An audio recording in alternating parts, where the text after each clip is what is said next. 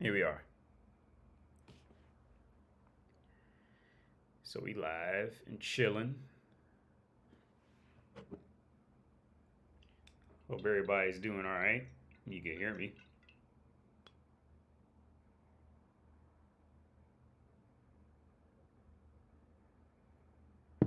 Yeah.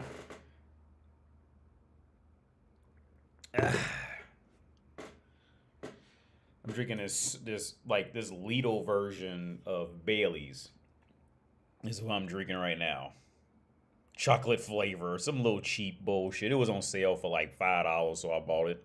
Probably gonna make me sick, but that's how life happens sometimes. Make sure you can hear me. I can hear myself. Hang on. Okay, yeah, yeah. What's up, all out testing? What's up? I'm looking at because I don't know why I didn't think to do this before. I could just put YouTube on this on my gaming desktop because I got into a bunch of simulators, right? So I was playing. You know what a fun game is, and I really meant to put it as like just start off doing something different. I got into playing Bus Simulator. What's it called? Bus Simulator 21. Well, no, Bus Driving Sim 22, in my opinion, is better because it just gets to the meat and potatoes of it. Like, put you in a bus, go. Right? We all this talking, none of that shit. You just in a bus, go. That's it. Right? But it's fun. Like, I'm into it, man. So I got into simulators lately. So I've been playing like a lot. Where's the cat? A lot of simulators. Where does do with the fucking cat to this thing? I don't know where I put it. There's nowhere I could have put it. Where the fuck did I put the cat? I don't know. Anyway. So I just started playing Train Sim World 4 on Xbox Game Pass. I'm in just the tutorial section now because I played a tram simulator. Loved it, dude. I'm into it. I never thought I would be. But I think since I've been over in Europe for so long and been seeing so many trams and trains like all the time kind of thing, I think it's slowly like piqued my interest. So I'm real into tram simulator, train simulator, Euro truck simulator too. I played a lot of that over the weekend and bus simulators because I was playing a set of Corsa, all that other shit. I was super into it, man. So that's what I've been playing. So like, yeah, right before I started this live stream, I was playing Train Sim World 4 on Xbox Game Pass. Cause I also got this joystick. Let me show you this joystick. I got this joystick from this dude off Facebook for like $20, right? But I couldn't figure out how to fucking get it to work in was it War Thunder? I couldn't figure out how to get it to work. So I go back to it another day.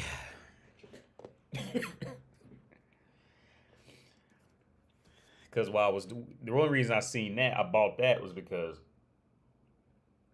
as I stated, like I want my son, I want Kratos, baby Kratos. I want him to know technology, man. Like, because I've seen kind of firsthand like how that like really drives seemingly a dividing wedge in people. Like if they took the technology and they know what it is and know how to use it versus the ones who kind of always reject it and push it off.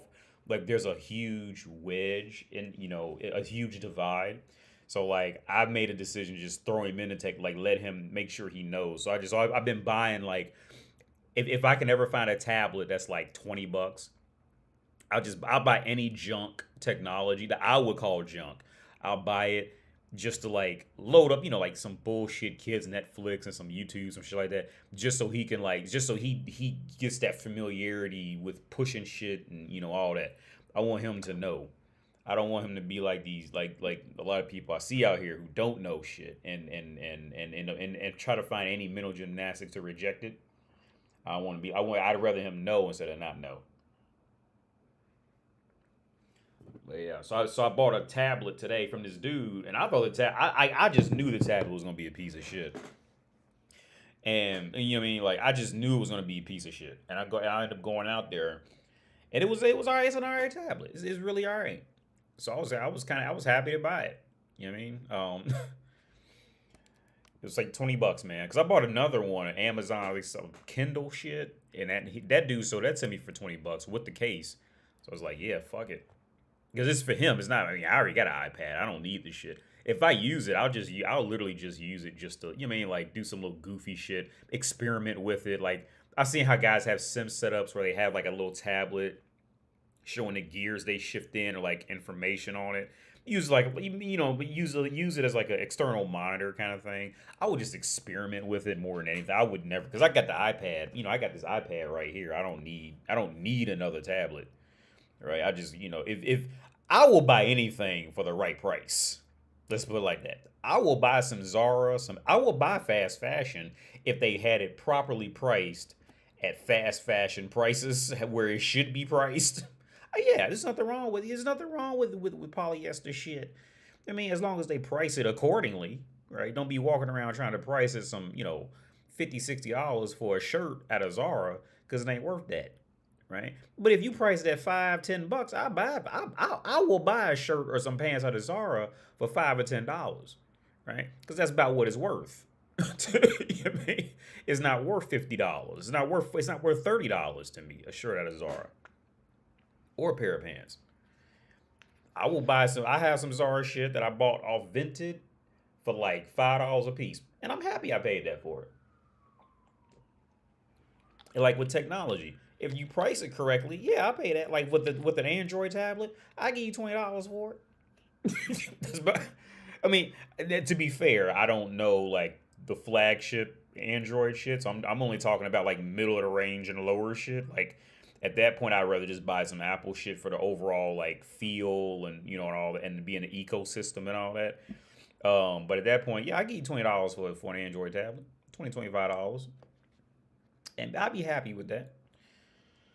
But speaking about the technology, though that fucking what's that shit? The fucking eyesight, the VR thing. What's that shit called? I forget what it's called. Hang on, let me go over here look it up real quick. This Apple headset. Oh, not this shit. The Vision. That's it. The Apple Vision. Apple Vision. Yeah, this thing. I was seeing reviews on it, right? I was watching reviews on this motherfucker, and I was like, at first I was like, yeah, this is some overrated bullshit, right? But you know what? The thing that got me the thing that got me thinking like I might buy that shit, right? And it is something that Apple didn't even have.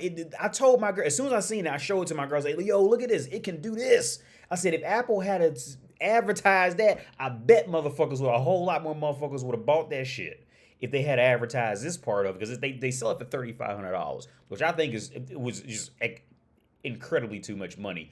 Until I seen this dude review it, right?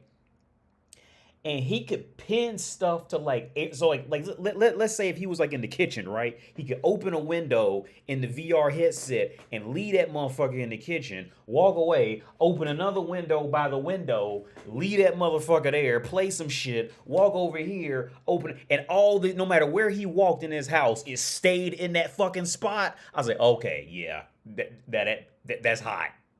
That's hot. And on top of that, he can make the screen big as fuck, right? So if you think, so here's the thing. The reason why now I think the Apple Vision Pro is worth it. At first I thought it was a complete fucking joke. And I thought it was a complete joke until I seen how you could resize the windows and open multiple windows and leave them. Like one person had like a window left open in the bathroom and they was taking a shit so they could sit down and watch, just resume the video where they was, last time they was taking a shit kind of thing, right? Right.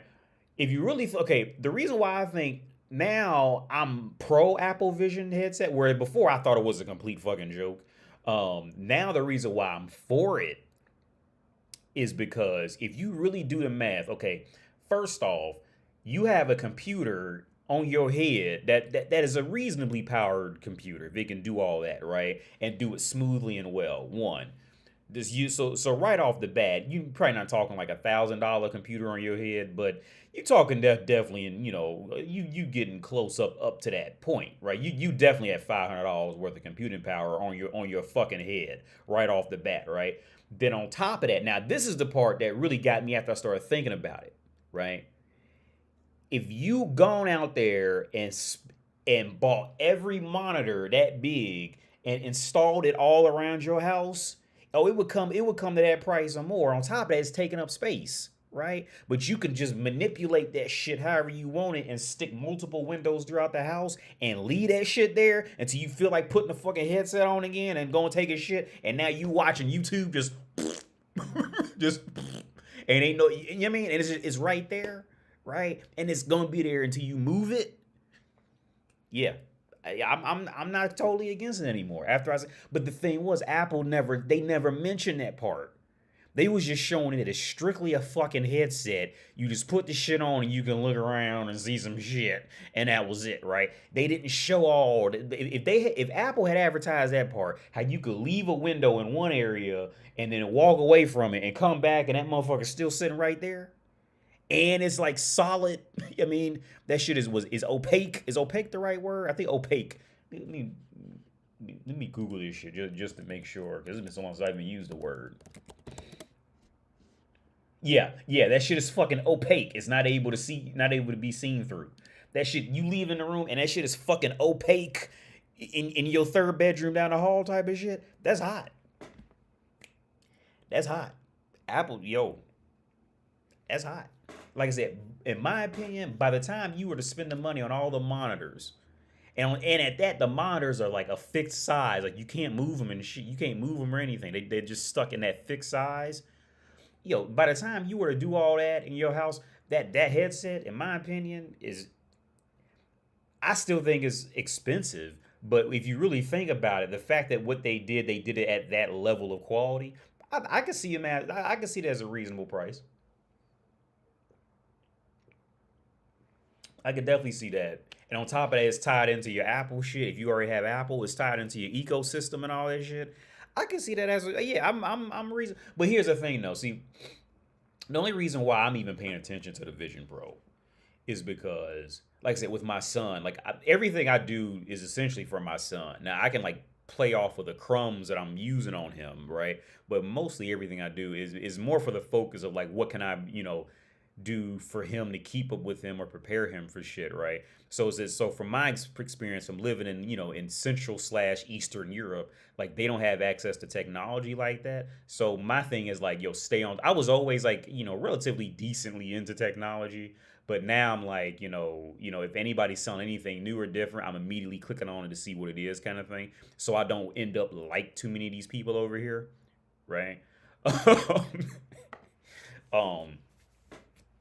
But yeah, oh yeah, I'm like the only reason why I kind of don't want to buy it is the same reason why when I was in Kiev I didn't buy a MacBook when I was in Ukraine, is because the people there can't afford this shit at all, right? So like my first thought is, okay, if this shit breaks, you can't afford to fix this. And on top of that, Apple really don't even fuck with you like that out here. Like they don't have an Apple store. They got this I want and I forget what the other name of it is, but Apple really don't fuck with these motherfuckers like that, right? So my first thought was when I went to Ukraine, I wanted to buy a MacBook, and I looked at them a couple times, but look, yo, man, the average wage is $400, $300, $400 out there. These motherfuckers can't, they don't even know how to act around that shit. Something that's, I mean, $1,000 for a laptop, yeah, they ain't even gonna know how to act around that shit, right? So I mean, it's just the reality. It's just the logic of the reality. So on the flip side, right? You take this headset out in Czech Republic. This motherfucker is okay. This motherfucker is gonna end up being about $4,000. Most Czechs, they yearly that's almost half of most Czechs yearly wage, dude. So like right off the bat, like they gonna be awkward. And it's gonna be awkward with me. I'm gonna be the only motherfucker walking down the street with this fucking headset on, and I mean, you ain't gonna get robbed, but it's just gonna be this weird shit. I mean, and it's just gonna be awkward as fuck. So I don't know. What's up, Charlie Guns? What's up, Gaines Day? What's up, Not a Black Man? What's up, hello? UAD technology will most likely be gone in about 16 years, as far as I can tell. So labor skills will be most important in the future. But I would not want to reach beyond that subject matter. We'll see. So man, yeah. Well, I love that thought, opinion, and thought. I love it, man. Because in my opinion, I think where everything's going is it's just going to end up being AIs fighting AIs. I think that's where all this is headed. I think it's because just the different ways you can just implement AIs for different thoughts, different, whatever. I think where everything is headed is just going to end up being AI versus AI.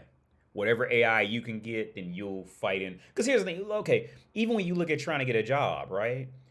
The most bullshit fucking factor in getting a job is being qualified, right? If you really think about what it takes to get a job, especially if you talk about in the relatively speaking in the educated white collar world, when you want a job, of course you're gonna need something that says what you say right? But on top of that, if a motherfucker, let's say if a regular job is hiring, right, and they have 50 people applying for a job, well, if all these 50 people are the same, now the employer is just going to look for little silly cheap ways to discriminate from the other applicants, right? So they're going to, oh well, we were looking for a buzzword, highly paced employee. They'll just look for goofy shit that has nothing to do with doing the actual fucking job, right? So in my opinion, with where the job market is, I think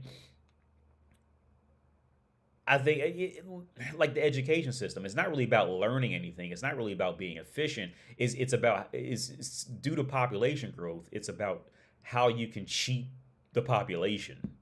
That's all it, and that's really all it's ever been when it comes to technology or anything. It's just how you can cheat your way through and win, because it's not actually about efficacy rates, for the most part. When you talk about getting a job or workforces, it's just not really about that at all. It's about what can you do that makes you stand out from the rest, right? Which is literally the opposite from I mean, actually becoming enriched in knowledge and wisdom. Because then it's just that, I think it's just that with the job market, that's another thing I always want to talk about, man. Like the job, I think just the whole concept of looking for a job is just complete bullshit, right? I think the entire workforce is operating off bullshit. I think it's all a fucking lie. I think it's pathetic. And I think people can't help themselves because at the core, people want to feel like they've succeeded. They don't care what it was really in. They just want to feel like that, right? So my theory on the workforce is this, man. Let's say you got like Apple hiring, right? And every year Apple puts out, a job opening for like software engineer, right?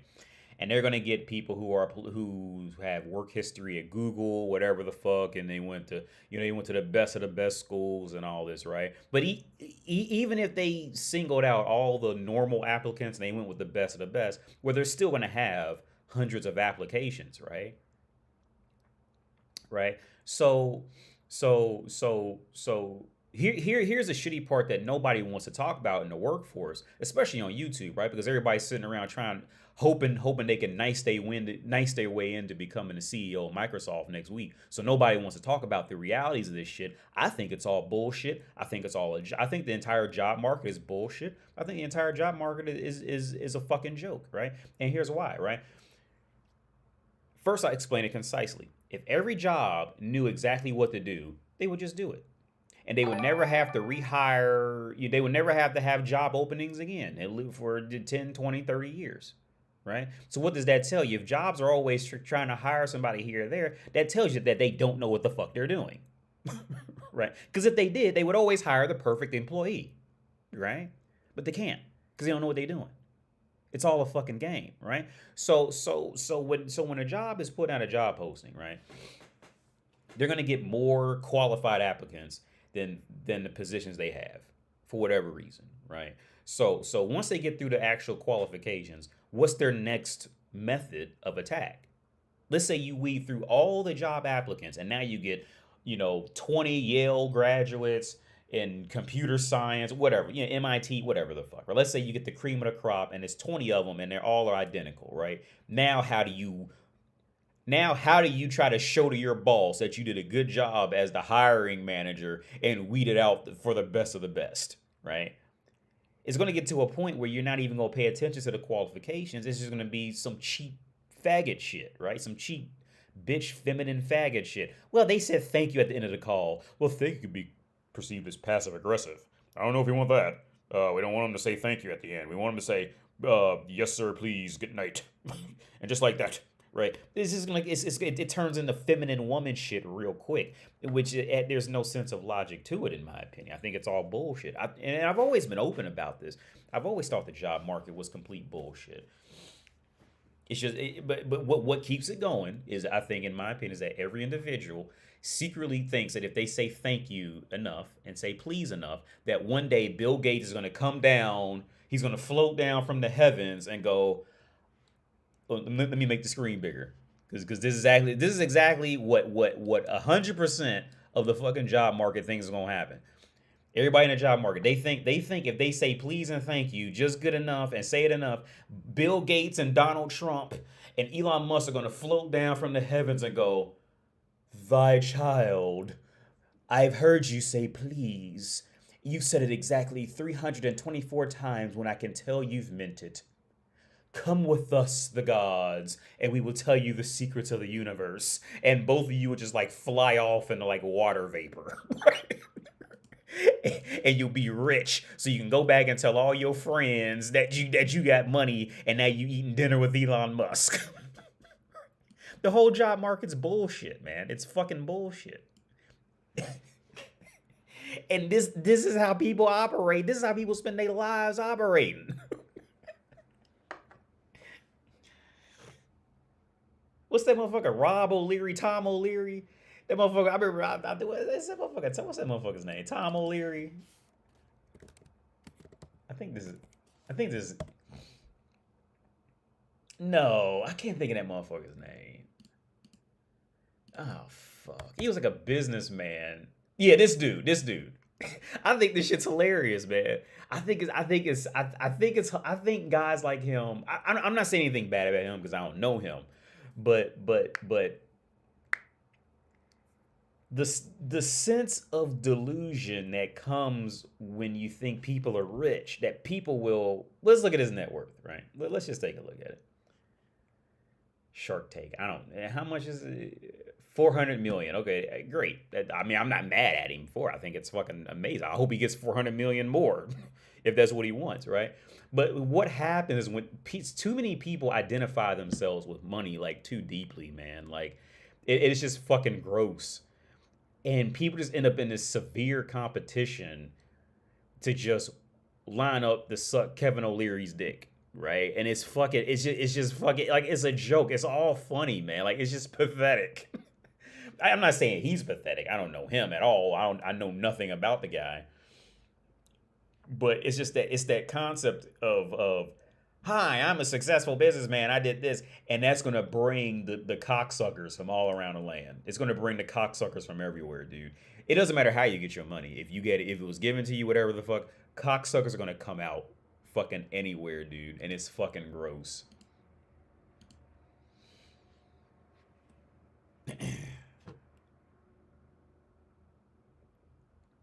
Bill Gates just trying to jab. What do you think about people with hypersensitivity? Well, that's a good. Ultimately, I'm going. See, here's the thing. I've noticed that up front, I can be like, okay, up front, on surface level, I agree with Thomas Sowell, right? On surface level, until he dives too deep into any, I don't think he has very much wisdom. I think here's the thing with guys like Thomas Sowell, I think he has a lot of knowledge but not a lot of wisdom. I don't care where he comes from, because just from the basic things Thomas Sowell has said, I can tell he doesn't have a lot of wisdom. He has a lot of knowledge, but he, like, the concept of, knowledge is knowing that a tomato is a fruit. Wisdom is knowing that tomatoes don't go in fruit salad, right? Right, because that interpersonal exchange doesn't work between tomatoes and strawberries, right? right? Because they don't get along. I think there's a lot of knowledge, but there's not a lot of, and I think that's a consequence of the internet. There's a lot of knowledge, but there's not a lot of wisdom, right? And on top of that, there's just so much knowledge out there. People are going and trying to condense it in these 30-second YouTube clips, and that you don't get wisdom from 30 seconds, right? Okay, what little wisdom I have, okay, my main goal is to help men, one, from and the core of that is to help men to just consider a different form of thought, right? Because I don't know everything, and I'm definitely not right about anything. But if I leave here, what the number one thing that's most important to me is that I genuinely got anybody who's ever listened to me to actually consider a different point of view, just a different perspective, just change their own static, is that, if that's the right word to use, static form of thought, and just to consider an alternate path, an alternate perception, an alternate reality to what's going on, and possibly, and just to think a little bit more, right? Just to think a little bit more. So back to your question, display name. Um, Hypersensitivity, it really depends on the individual. But ultimately, I'm going to say this.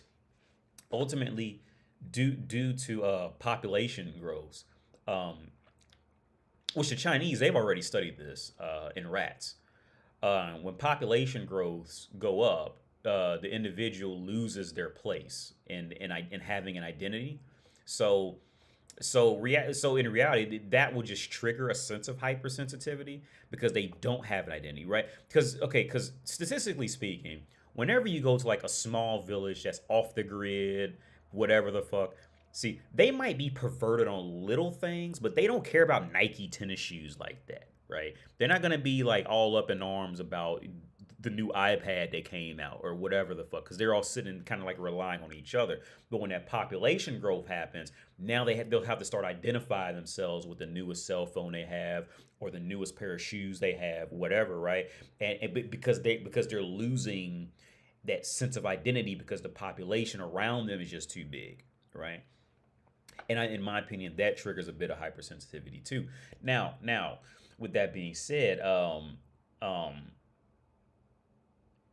now I'm going to speak strictly on my own opinion on what happened with this, right? And growing up in the '90s to the 2000s, right? So and growing up as a black dude, right? Obviously in the U.S. Now with this hypersensitivity shit, this is just my opinion. I'm not saying I'm right. I'm not saying I'm wrong, right? So please call me wrong. But from my opinion, what I see with hypersensitivity nowadays is what opened the door for hypersensitivity was the fact that in the 90s and probably been before that, African Americans could always throw in white people's face slavery. You don't know struggle because my ancestors went through slavery. And all growing up, white people could never ever say any. They never had any sense of struggle or oppression to counter that in North America, where I grew up. Again, this is just where I grew up. I want to make it clear. This is only my opinion.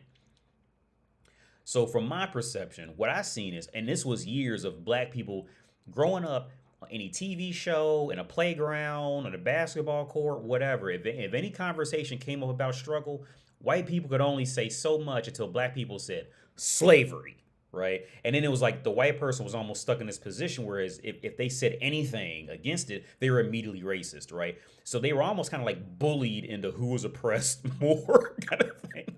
And this went on for years.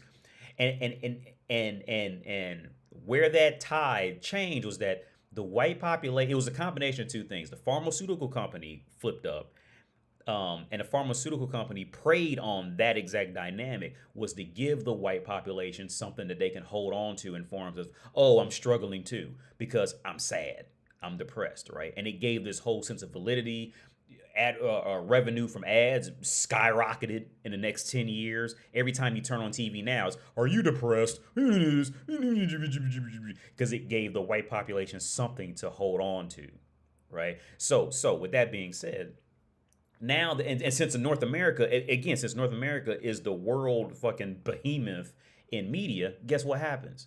If now, guess what happens in America? We make movies, right? And now it's about depressed John, depressed Derek, right? And guess who's watching those movies? Motherfuckers around the world because it's America. It's an American movie, right? So now, guess what? Now that theory gets spread around the world. It's in wherever they'll accept it.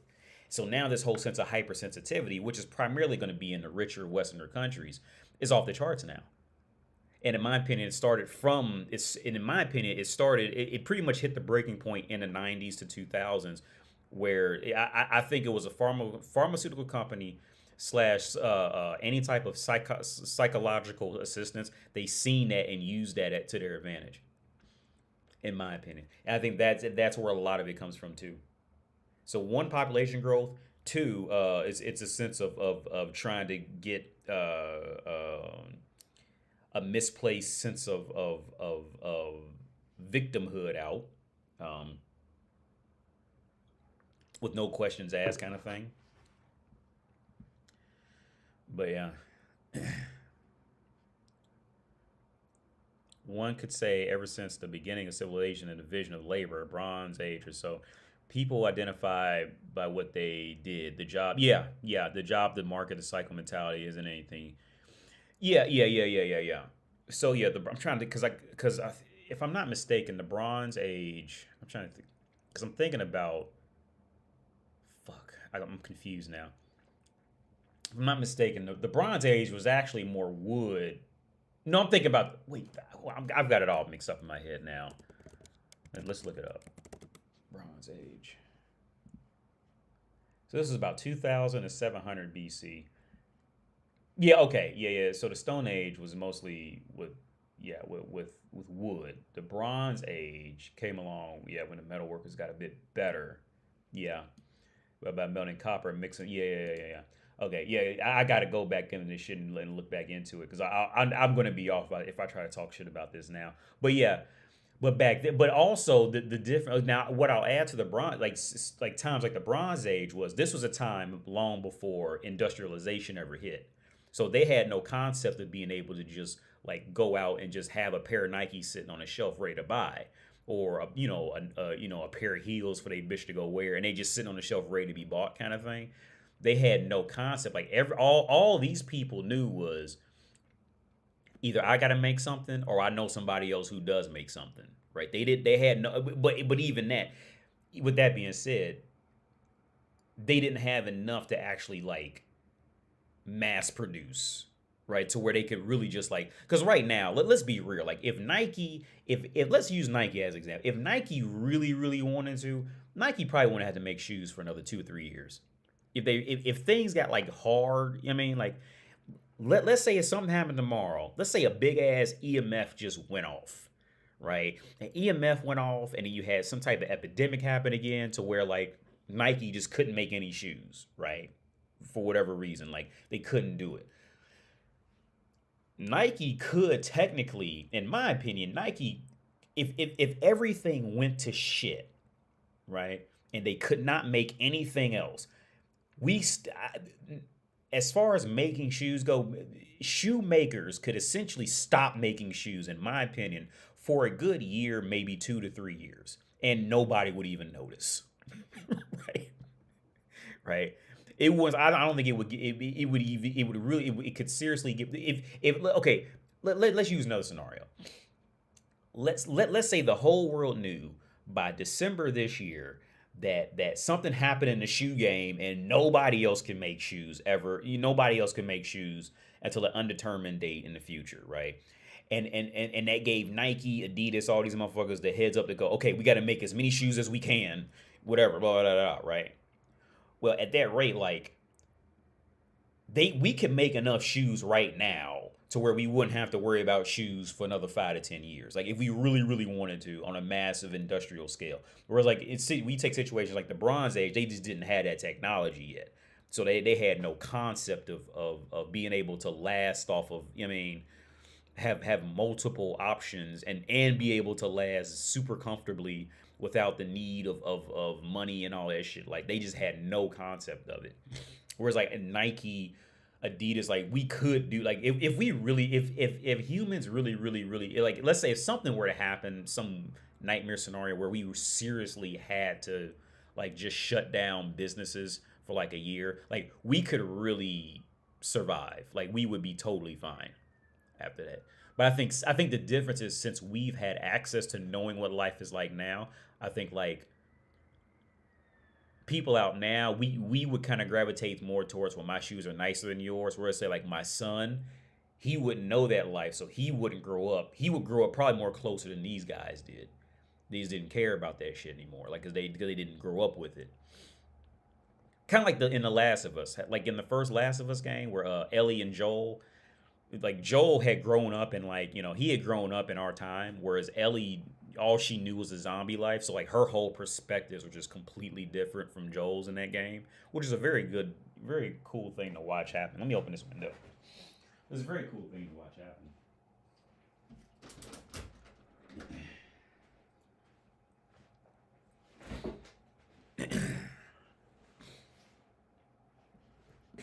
Bill Gates, I seen your work. I've got a job for you.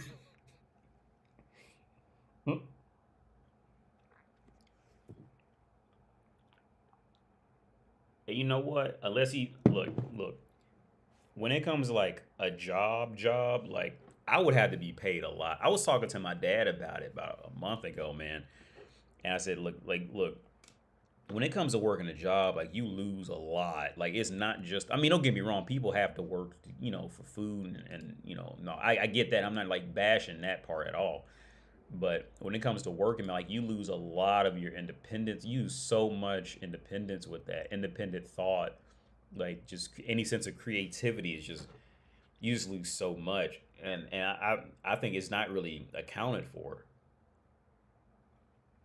unless you get lucky and get some super high paying job where you don't do a lot. What's this? American tries to real Budweiser, Czech Republic. Okay, let's watch this because I'm in America living in Czech Republic, and I want to watch this because I've actually drank the Budweiser in Czech Republic because there's a good chance it comes from this city called Pilsen. That's where Pilsner comes from what I understand. Let's watch this. Alrighty, y'all. Welcome to the taste test between an interesting matchup, one I just recently learned about. That video linked at the end if you missed it. We have Budweiser from the U.S., St. Louis, Missouri, which technically is kind of a copycat because the original Budweiser is right here. This is Budweiser from the Czech Republic. And if you're wondering why it says Czechvar on it, well, basically, there's a weird dispute that's like 100 years long between these two. This came first as Budweiser. And anyway, in Europe, they have to mark this as Bud, not Budweiser. And here in the U.S., somehow they got to keep their name, and Budweiser from Czech has to change their name to Czechvar to be sold here. Anyway, this is the original Budweiser. I hear it's really good, and obviously it's different than the one. Well, I'm not going to be the best person to judge this because I don't taste a big difference in beers. This doesn't really do much. I'm like, it's not going to be good for me to judge because some people do claim they can taste a huge difference in beer. I just don't.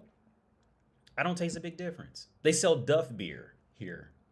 But here's the thing. They sell Duff beer. Yeah, because I bought this. I drank this beer in Czech Republic. They sell it here at Lidl up the street.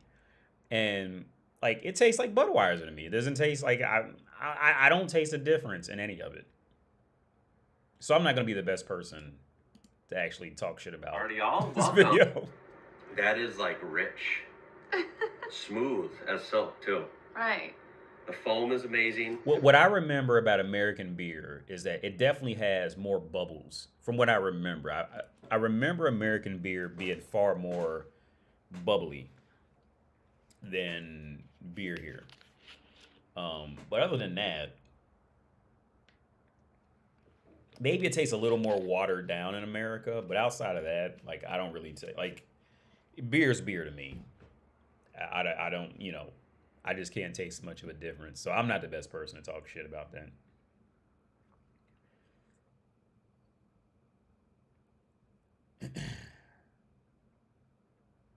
But yeah, this is just like a weird situation because here's the thing. Here's the weird dynamic that happens between Americans and Europeans. And I'm not saying this is what he's doing, but this is something that I've noticed happens. Americans are so bored and frustrated that Americans want to think that everybody else is doing something better. Europe is secretly kind of jealous and envious of North America on a whole. So Europeans love to hear Americans, hate their country. Kind of thing.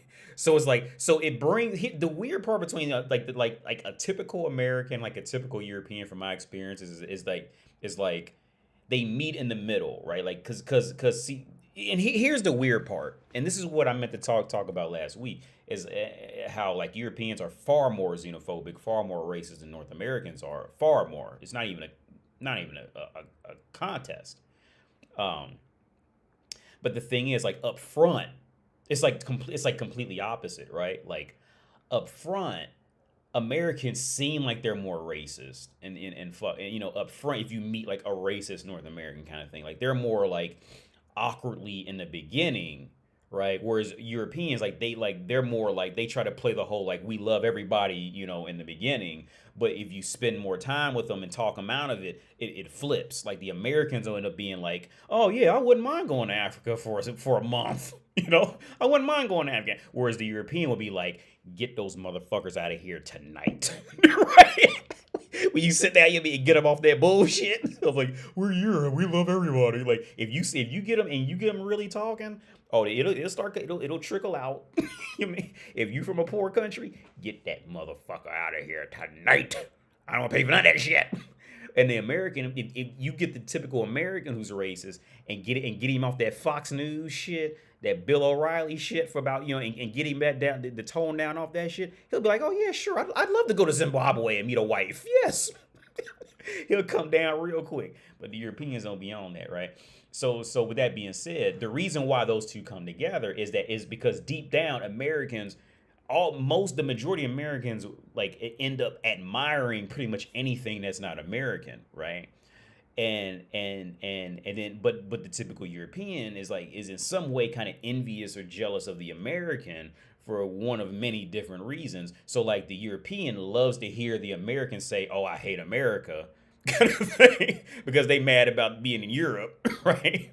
And the American says, "Oh, I love Europe," because they just bored, right? And just automatically think that everything they do is like lesser. So and that's where they kind of meet them. And that's why if you name anything that says American/Europe, it's gonna immediately take off in views. That's like the easiest clickbait to ever do on YouTube. Is just label it American blah blah blah Europe.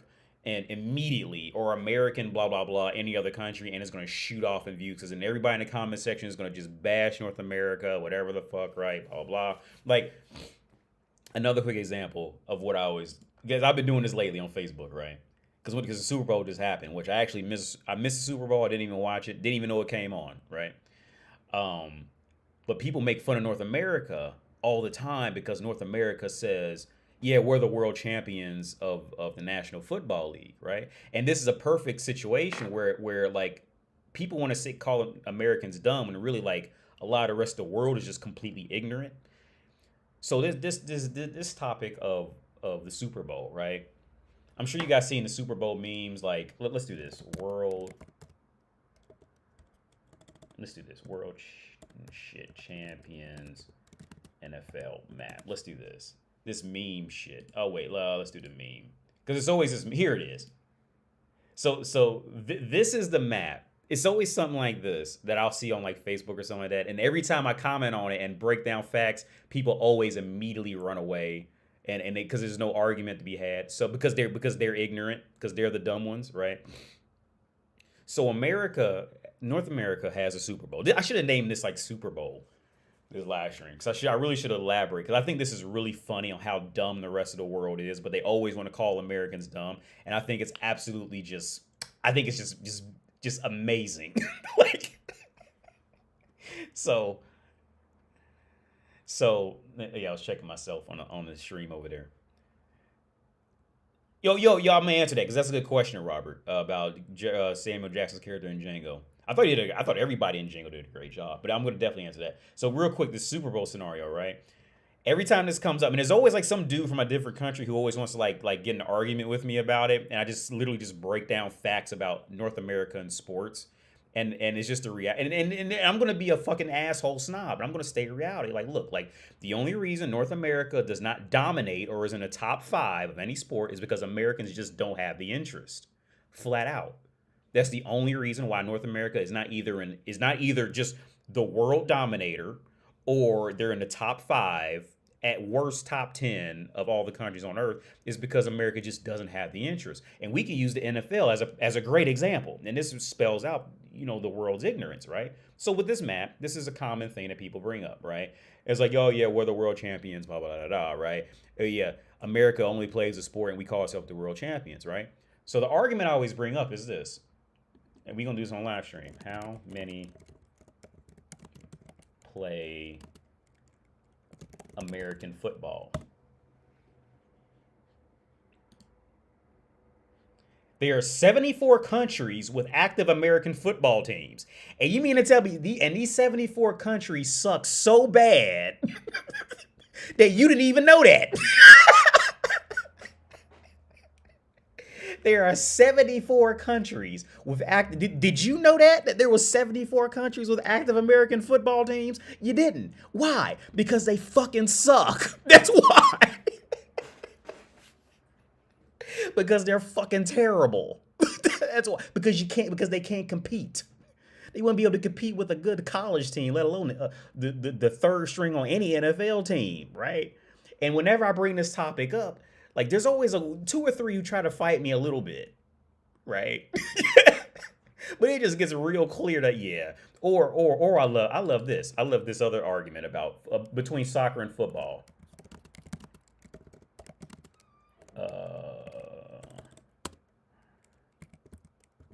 Audience.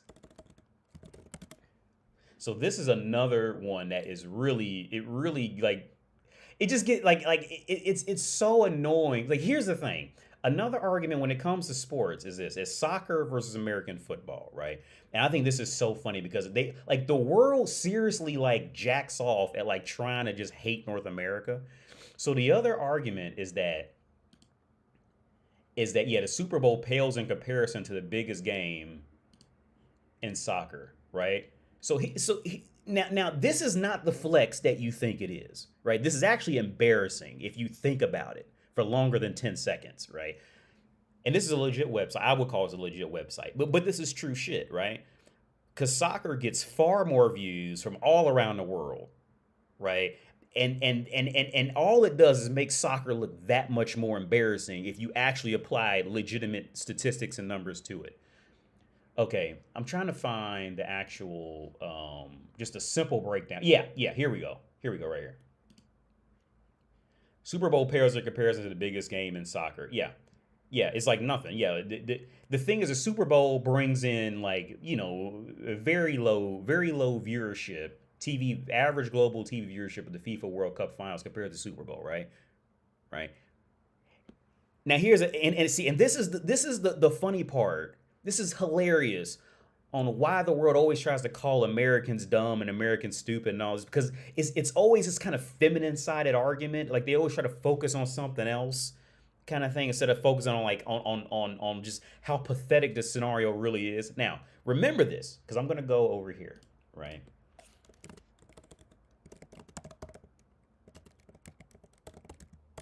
Earns the most in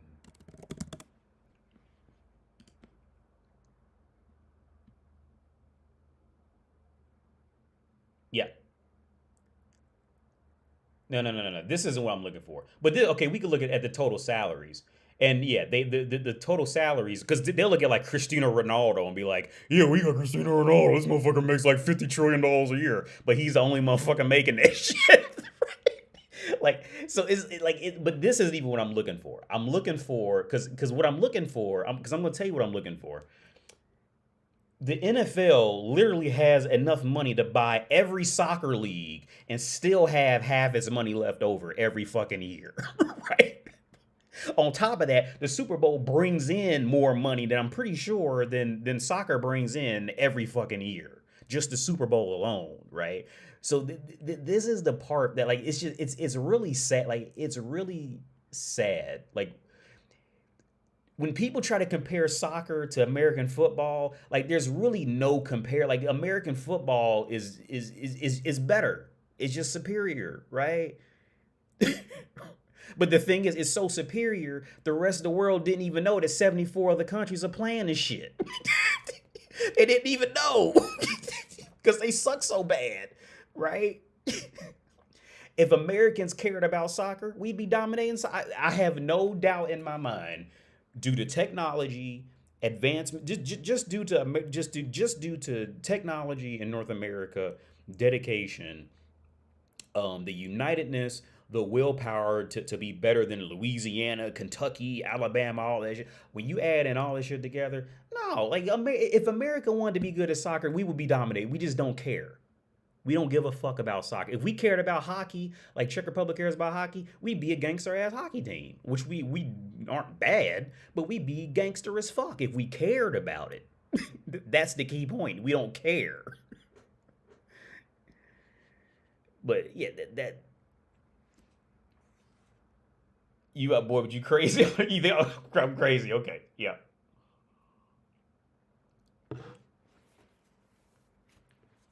But yeah, like I think when you really, my opinion is when you really break down the number, I'm trying to find which one earns. Let's do this.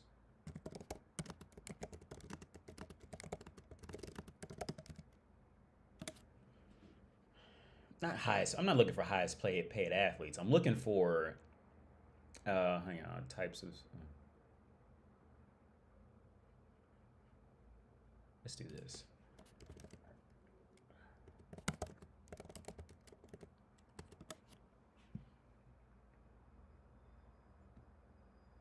Yes, because this is just breaking down athletes.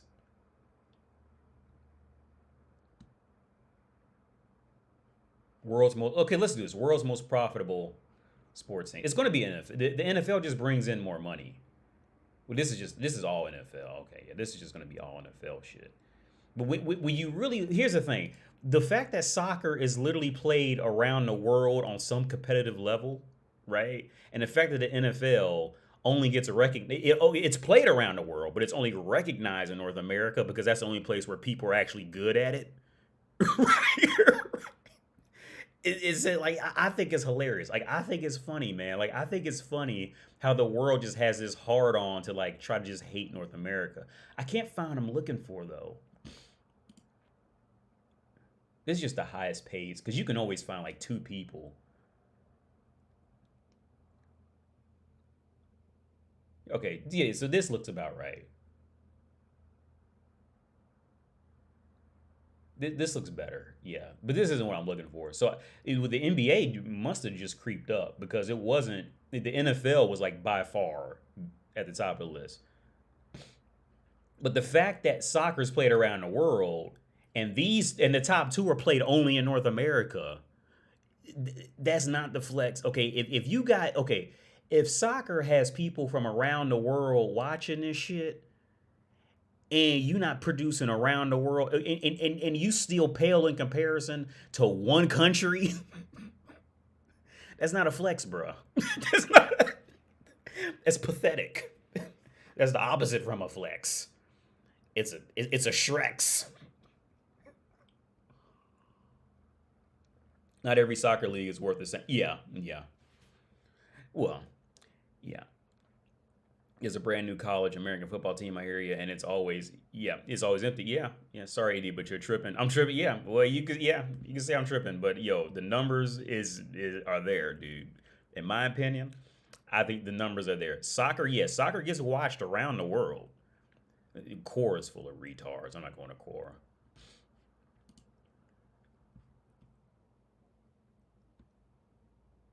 Average, okay, average for okay. Now here's the thing. At Formula One, in my opinion, shouldn't even go on the list as sports because that's automatically locked off to you got to be in rich motherfucker. Like you can't.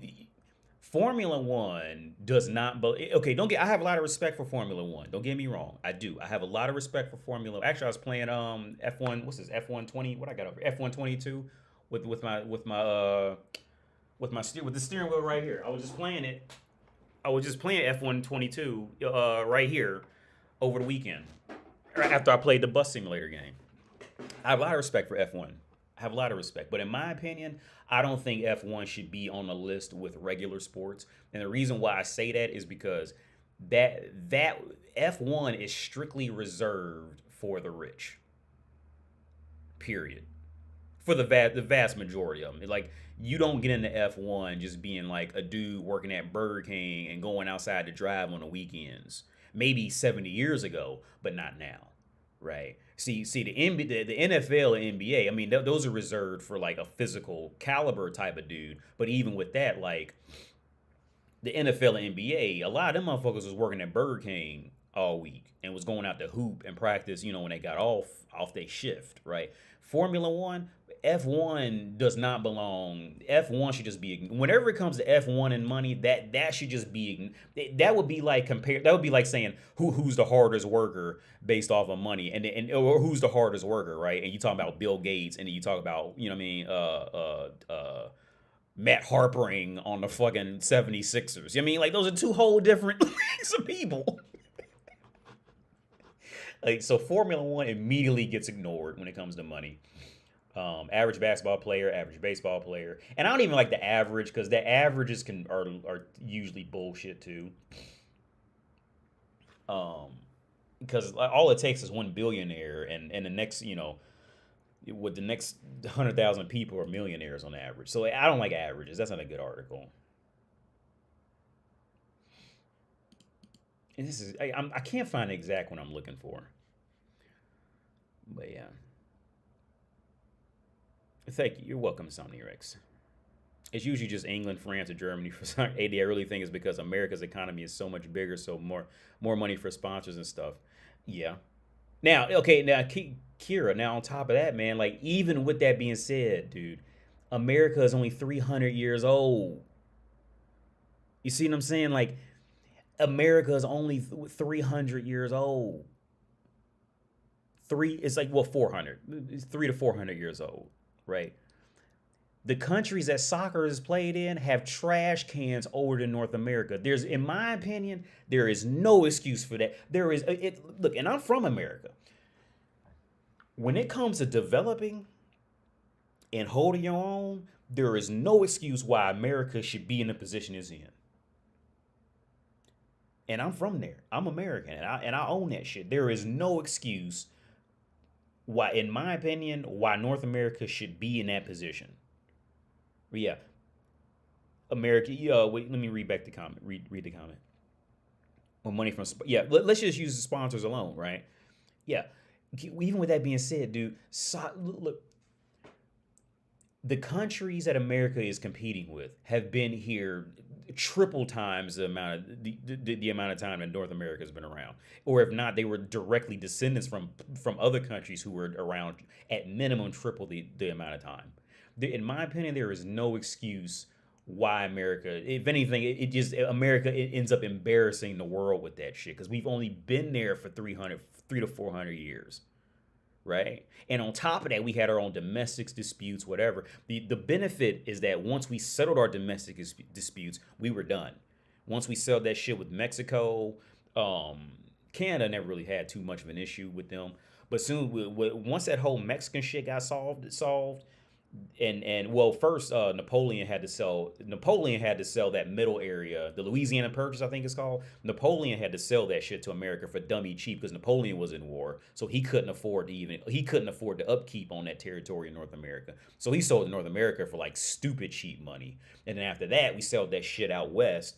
But after that time period, for the most part, we were pretty much known to be united. We were just fighting over our unitedness at that point, right? But with that being said, like, in my opinion, there's no excuse for North America to even be in the top 10. Right? It's almost the same like India. Like, I seen articles they were talking about India If they play their cards right, they can be in the top 15 of world currency or some shit like that. India should have never dropped from the top five until them British went there. India had 20, I think it was like 20% of the world's worth of India had 20% of all the world's currency until the British showed up. Right? They should have never, India should never be talking about something, we can make it to the top 10. They should have never been in that position. But that's life. Shit happens. What's up, Javi? Also, America bred soup. Yeah, from slavery. That was a good. Yeah, from slavery. Slavery they did. Which I'm gonna go back to that Samuel Jackson. They for the donation, Robert. Appreciate it. Um, yeah, that was that whole, and that's where that was one area where the Nazis got the idea to just kill the Jews was from what Americans did to the slaves. Because originally they were talking about just enslaving the Jews, but they said all they would do was just make them strong like the niggers, and now they 6'5" dunking on dunking on white boys on the court like they because they did it to themselves, right? So like the Germans say, yeah, we ain't gonna make that mistake. We just gonna kill these motherfuckers this time. Um, but yeah, America bred super athletes. Yeah, they end up breeding. Yeah, they end up breeding fucking the they all the blacks that they end up breeding from that time period end up being the either the physically strongest or the mentally strongest to make it through that shit. So it end up working against them the whole time. Like every time they try to do the fuck up that race, they just end up making them stronger survivors out of it, right? And it's life. It's just history, man. Things happen, and sooner or later everything will flip, and sooner or later everything will flip back. It's just how things happen, man. I'm not like pro one side or the other side. What's up, CGI Life? Yeah, I'm good, man.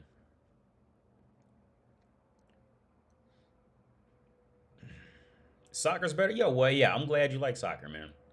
I'm glad you like it. America's been dominating it. Oh, yeah, America. Oh, when you look up the American Olympics, let's look up medals by country. Oh, it's like America. It's not even a contest. It's like satellites, dude. Like America's like fucking dominating this shit. Olympic medals by look at this shit. It's not even like this is what I this is you see it's things like this is why I say like if America genuinely had any interest or care about it, we would just dominate this shit. Like and again, I'll own it. We don't like there's no excuse why that should have happened, right? Because we're super young. We were essentially alone. The UK just we got mad and tried to come take the shit back, and yeah, all that history is just complete bullshit until you actually read the reality of it. When they sent fucking was that John Smith? When they sent John Smith to America, they sent North America was thought to be garbage, right? So what happened was it was the Portuguese or the Spain. I always forget. It probably was the Spain. I can't remember now. But the Portuguese or the Spaniards, they sent their people to go claim South America. So when them motherfuckers got off the boat, they was like, "Look, y'all work for us now," and just started slaughtering them motherfuckers. Like it was like scenarios where when them Spaniards got off that boat or Portuguese again, I can't remember exactly. They got off that boat. They said, "Look, that house over there, either you fill that house up like from the bottom of the floor to the ceiling with gold, or we gonna kill you." Right. So the first king couldn't do it. Right, and it kept spreading. They got to a king who actually did it.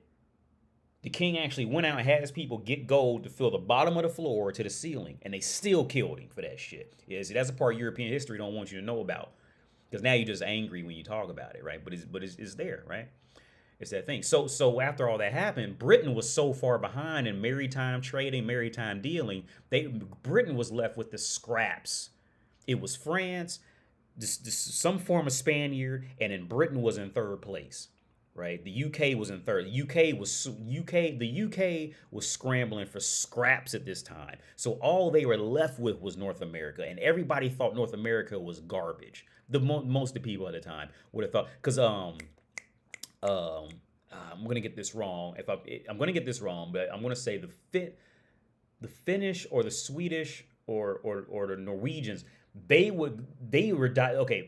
came out later. They were actually going to Canada because they thought they could take Canada, but they got their ass beat every time they went to Canada. Them fucking what they call them shit? What they call that shit from Assassin's Creed Valhalla? The Vikings, they got their ass beat. Like 2 or 3 times they had to run back. Right? Because they thought they can take over Canada and they couldn't do it. So, so yeah, but this was like about 600 years before they sent, was it John Smith when that whole Pocahontas bullshit happened? They sent John Smith to America thinking America was garbage, and they tried to offer the fucking the natives there, well, hey, look, we'll offer you a job back in Britain, and they already knew don't trust them because every time these people show up, people end up fucked up. They already knew at the time, right? And so North America was supposed to be a British colony. That's what it was supposed to be. Didn't work out like that. Obviously, right? Didn't work out like that. Yeah, the conquistador. It was the other Dutch. Yeah, yeah. They tried going to Canada, got their ass beat. See, it's always funny like when white history loses, you don't hear about that shit anywhere in history. Like it's never anywhere mainstream or anything like that. But when black people get beat, oh, it's all it'll be headline and media type shit. Like when the Russians tried to fight, what was it the Mongolians? I can't remember who the fuck it was. And then the Russians got their ass cheeks. I think they tried to fight the Japanese, and they got their cheeks clapped. And it's like noted if you read the right books, like it was embarrassing because they were thought because they were white that they would automatically beat them, and they didn't. Right? And the Russians were embarrassed for hundreds of years after that. It's fucked up, but it's just like I mean, like it is what it is. You know, it is what it is. And just like, with slavery, whatever the fuck, controlling the motherfucker's mind, whatever the fuck, that, the brown people got dominated too. It just is what it is. Everybody won or lost. Like, I'm not pro one side or against another side at all. Yeah, oh yeah, Canada's still in that Commonwealth. Canada's in the Commonwealth. Was it Canada, Australia, South Africa? Um, I think South Africa's in Commonwealth, if I'm not mistaken. I want to say Japan has some tie to it because what I did remember is most countries where they drive on the other side of the street, there's a good chance if they drive on the other side of the street, there's a good chance that they're part of the Commonwealth too. I can't remember what I was in when I came across that conclusion, but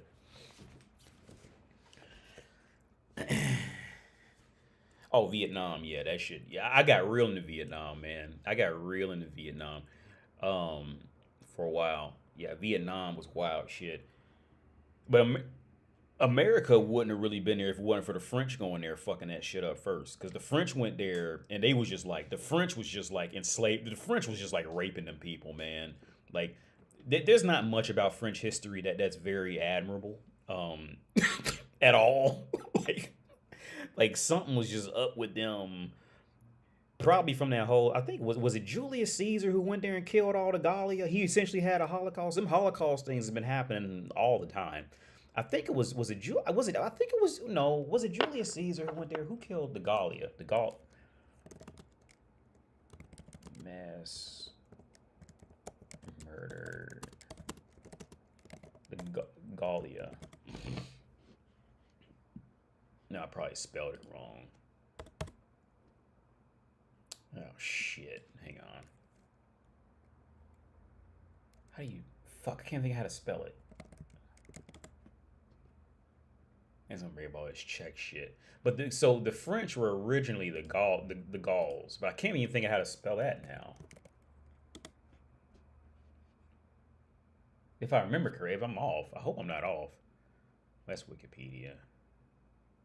Yeah, no. Where am I at? I might be tripping. Yeah, no, I was right. Yeah, the Gaul. Yeah, the Gauls. I want to say it was Julius Caesar who went there and just like like just like I could be wrong about that. But yeah, they had went there and just brutally just. But see, white history doesn't talk about these because it's gonna make them look bad. So it gets it. So nobody wants to bring it up, or else you're evil and angry and I mean you're demonic now if you bring up like bad parts of their history. But no, they went there and killed Gaul.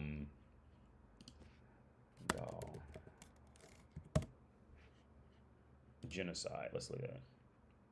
Yeah, it was Caesar. Yeah, it was Caesar. I was right. Yeah. Yeah, they went there and killed. Like, yeah, they went there and just did that Holocaust shit on them. Like, look, here's the thing. See, with that Hitler was nowhere near the first person to do what he did, right? He was nowhere near the first person to be anywhere near on that on any level, right? Anywhere near it. Hitler just ended up getting the Hitler, in my opinion, and I'm not like a Hitler, I'm not a Holocaust sympathizer or whatever, Nazi sympathizer. I'm not any of that shit. Again, I'm not pro anybody or against anybody else. We're all humans and we're all stuck in this cycle of ups and downs, right? So I'm not pro anybody or against anybody. But in my opinion, Hitler was just the first person who got caught killing too many white people, and it spread around, and that news spread around the world. He was the first one to let the world know that killing too many white people is an international crime. You can kill browns and Asians, and it's okay. It must have been their fault. But if you kill too many whites, that's internet. And Hitler was the first one, in my opinion, where that realization happened. It was like, he's immediately the devil kind of thing. But I bet motherfuckers who study European history don't know about this shit. I bet they don't talk about this at all. What's up, Jen? Genghis Khan. If I remember what Genghis Khan, he started because I think somebody stole his girlfriend or killed his wife or some shit like that. I'm a bit off. I'm super duper rusty with this part, but it was one of those guys. No, it was Attila. Attila in the Hun, where that shit was. Attila. I think he was the one who started because somebody killed his wife or girl or stole his wife or girlfriend or something like that. And that's how he ended up getting, like, he just flipped and went crazy.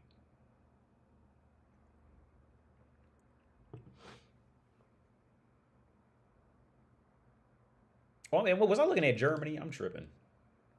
Was I looking at Germany? No, that's not. Well, back then it was probably technically Germany, but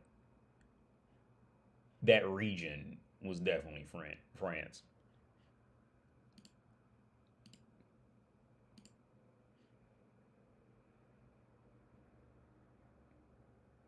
Yeah, this motherfucker killed 1 million Gauls back then, dude. You're talking about in BC time. He killed 1 million back then. That's a lot of people. 1 million people in any time in BC. That's a lot, dude. Because populations didn't explode. Let's look at this.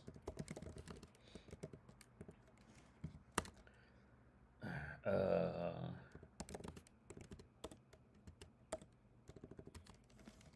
because populations really just kind of exploded recently. And he killed 1 million people back then, dude. I'm trying to find just a concise explanation. But that he killed 1 million. See, look, population growth didn't really take off until recently. Well, you guys can't see that, but that goes up where projected 2050 is. So he killed 1 million people back in this time period. That's a lot of fucking people, dude. That's a lot. That deserves more attention than the Holocaust. But they didn't have news and TV, and you know what I mean, they didn't know yet that how bad it was. But that's a lot of people, man. 1 million people in that time period is a lot.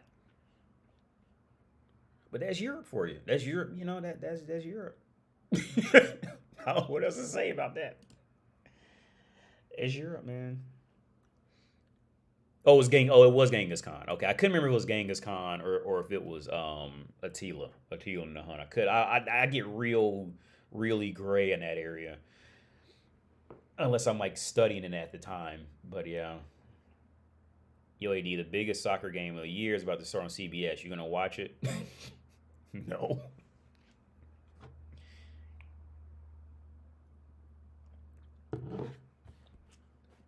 Fucking soccer.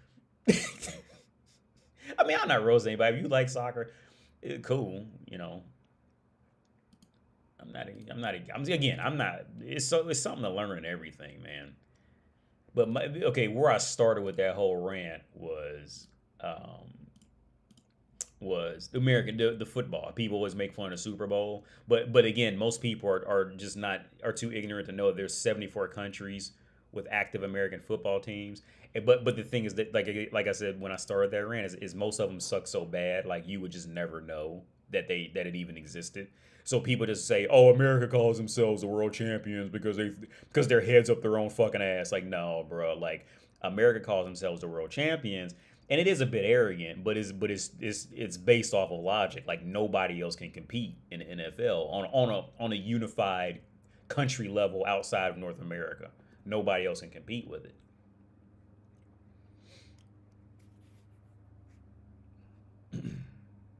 UAD, the biggest soccer. Oh wait, I'm reading the wrong one. Leopold II. I mean, kill count. Damn. We just Google his name. The kill count pops up. 5 and 10. Jesus Christ. Yo.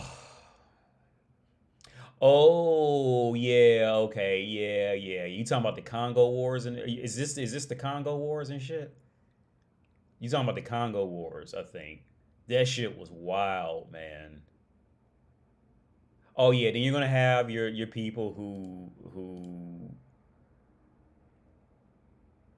you're gonna have your people who just can't handle again they can't handle anywhere near of a part of history being told in a way they can't handle it.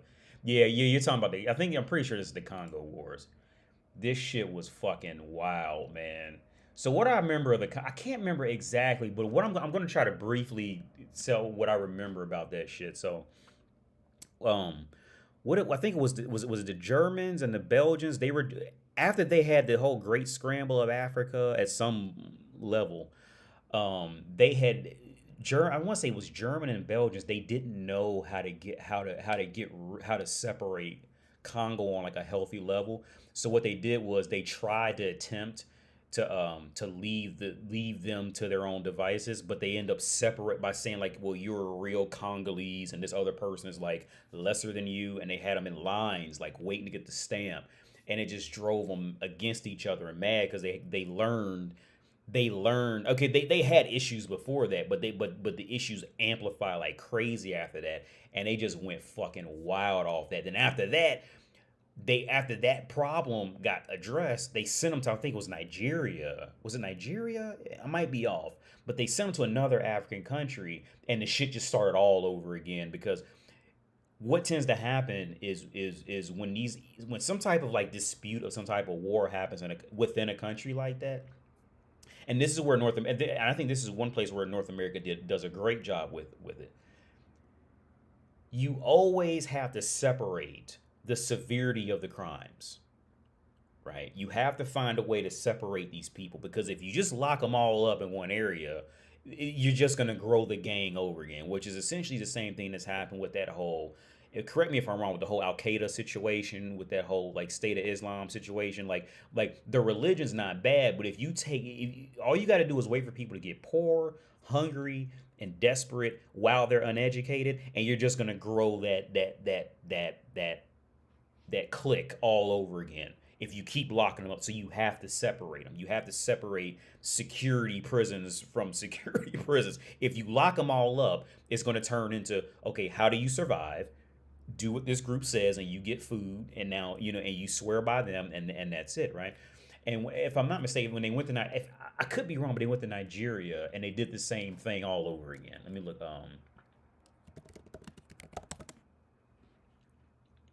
Second Congo War, because I'm pretty sure they went to.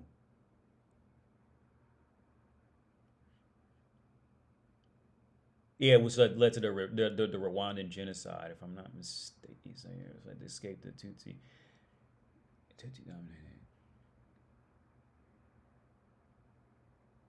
I probably won't find where they. Let me see if I could just do. Yeah, no, it wasn't Nigeria. I can't. So somebody in here probably knows what. Because I'm just like trying to rattle off from like dust particles in my brain from this shit. Because when this had solved, they sent all the people to like a, the survivors to a different area, and they just started the whole thing all over again because they locked them all up with each other. Which, like I said, is essentially like from what I've read again, this is just book knowledge because I've never been to any of these places, but from what I read, that tends to be what that whole Al Qaeda shit seems to like. Why it's a waste of time trying to like deal with that from an American standpoint. because America tried some of everything to break that shit up, and none of it worked, dude. You have to break that shit up. So the thing what the Chinese are trying to so at the moment what the Chinese are trying to do with the Uyghurs are they're okay. China has a different problem because I just got a little bit into this recently. So China has a different problem. Let me look up China on a map. So you see this so you see this westerner part, this Xinjiang area in the top west. You got Tibet down there. So Tibet is where the fucking water is fucking getting to all the motherfuckers in that area, right? That the drinkable water is coming from Tibet, and China currently owns Tibet, right? Now the China every country's gonna have some problem like this. And I think this is what keeps America in a better position because America doesn't have neighbors to have to contend with and worry about. America, we're in a peaceful, logistically speaking, area, and anybody who could be a threat, we'll see it coming from, we'll see it coming 10 hours away. But see, China has a problem. One, because their wealth distribution is wildly off. Let's look up Google Maps. Let's just go to Google Maps. So their population, so most of their money is going to be coming in like Hong Kong, the Beijing, Hong Kong, this type of shit, right? So China doesn't have any issues, so they start getting west, right? So in the Xinjiang area is where the big problem is lying, right? So the Xinjiang area, they have to compete with Kyrgyzstan, I don't even know how to pronounce this shit. Tajikistan, Pakistan, Nepal, Bhutan, and they're gonna have alliances. Shit. Mongolia, they're gonna have alliances and shit like that too. But the thing is, see, these people out in Xinjiang, see, they're mad because China's keeping all that wealth in this pretty much in this green area. So these people are out here struggling, right? So all Russia gotta do is come down and be like, yeah, bro, we got this great thing called, not necessarily communism, but whatever the fuck, y'all need to join us. And China's scared to lose this whole western part, which Tibet is really the more important part, but Xinjiang is just gonna be an entryway into Tibet, right? So the Uyghurs were primarily somewhere out in this area, so they had to go out there and re-educate them to get them under control because they were afraid of losing this area to any one of these countries over here. Right. Right. And then the next thing, because if they were to lose Xinjiang to any of this, then Tibet is going to be negative, and Tibet is where all their water is coming from. All the water in all this area is coming out of Tibet in some kind of way, right? To all these other countries, to majority of them, right? And on top of that, I think China uses they use relative to their population, they use 3 times the amount of water that North America uses. Like they can't afford to lose Tibet, so they gonna employ some desperate measures to keep that shit alive. Right? Folks will get wild. Yeah, the Hutu and Tutsis. I remember the Tutsis, but I never remember the other one. If there's 74 countries that's playing football, then I'm fucking Halle Berry. That's the point I'm be trying to make, man. See, the fact when people try to roast North America for NFL, they had most people don't even know because the rest of the world sucks at American football. The rest of the world just when I say sucks, I don't mean they just kind of bad. When I say suck, I mean they can't even step on the same field as these motherfuckers, at all, without ending up in body bags. When an American football player, I remember when Joey Hamilton, I was a big Tampa Bay Buccaneers fan when I was a kid, right? I was always a Buccaneers fan. Back when Warwick Dunn, Mike Allstott, I can't remember the wide receivers. Warquez, I can't remember the wide receivers. I was a Rondé Barber. I was a big Tampa Bay Buccaneers fan when I was a kid, right? And Michael Vick had come out, so I always wanted to keep an eye out for the next Michael Vick, and I always had my chips on Joey Hamilton. There was other few ones that were out too, but I always thought Joey Hamilton. I'll show you Joey. I always thought he had it. I always thought he could have been in that league of I always thought he could have been in that league. Maybe not a Michael Vick, maybe not a Donovan McNabb, but I thought if he would have been given a chance, I really thought that he could have made it. And he didn't.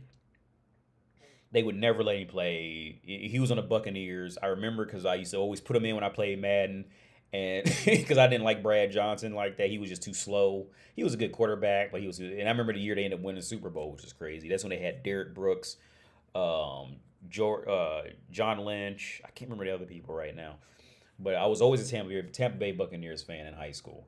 And I remember when Joey Hamilton, he would play in the European football, and he had like pretty good stats. He would just come over here and just put up like great fucking statistics. Hang on, let's do this. Europe stats. And they would just like, but it's always like that. Like when American sports players go overseas, they usually immediately end up dominating. Whereas like, let's say like when a European star comes to North America, not so much. They usually end up like a good side addition, but they never end up like becoming stars. Even there'll be like a Peja Stojakovic, Tony Kukoc. Yeah, every now you get like, every now and then you get one, probably more so nowadays than when I was growing up. But they would never end up becoming like, they would never put up like,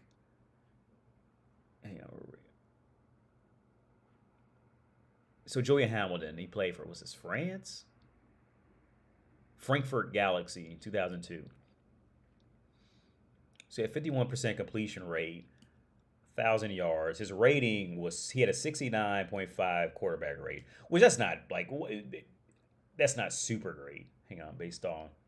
But NFL, he couldn't even do that. In the NFL, he would have been tore up in the NFL doing that shit. He had 8 touchdowns, 8 interceptions, 8 touchdowns. Yeah, but in the NFL, he wouldn't put up half that numbers in the regular NFL doing that. Being him, he was just too small. All that shit. The Bucks with the Raiders in the Super Bowl in 2000. Yeah, I remember that. Keyshawn Johnson. Yeah, well, Keyshawn Johnson came later. I was never a Keyshawn Johnson fan. Never really cared about Keith. I never liked him on the Jets. I never seen because he wasn't. I didn't see he wasn't fast. He was kind of tall, but he wasn't. I never seen him make any great catches. Maybe he was just before my time. I'll admit that.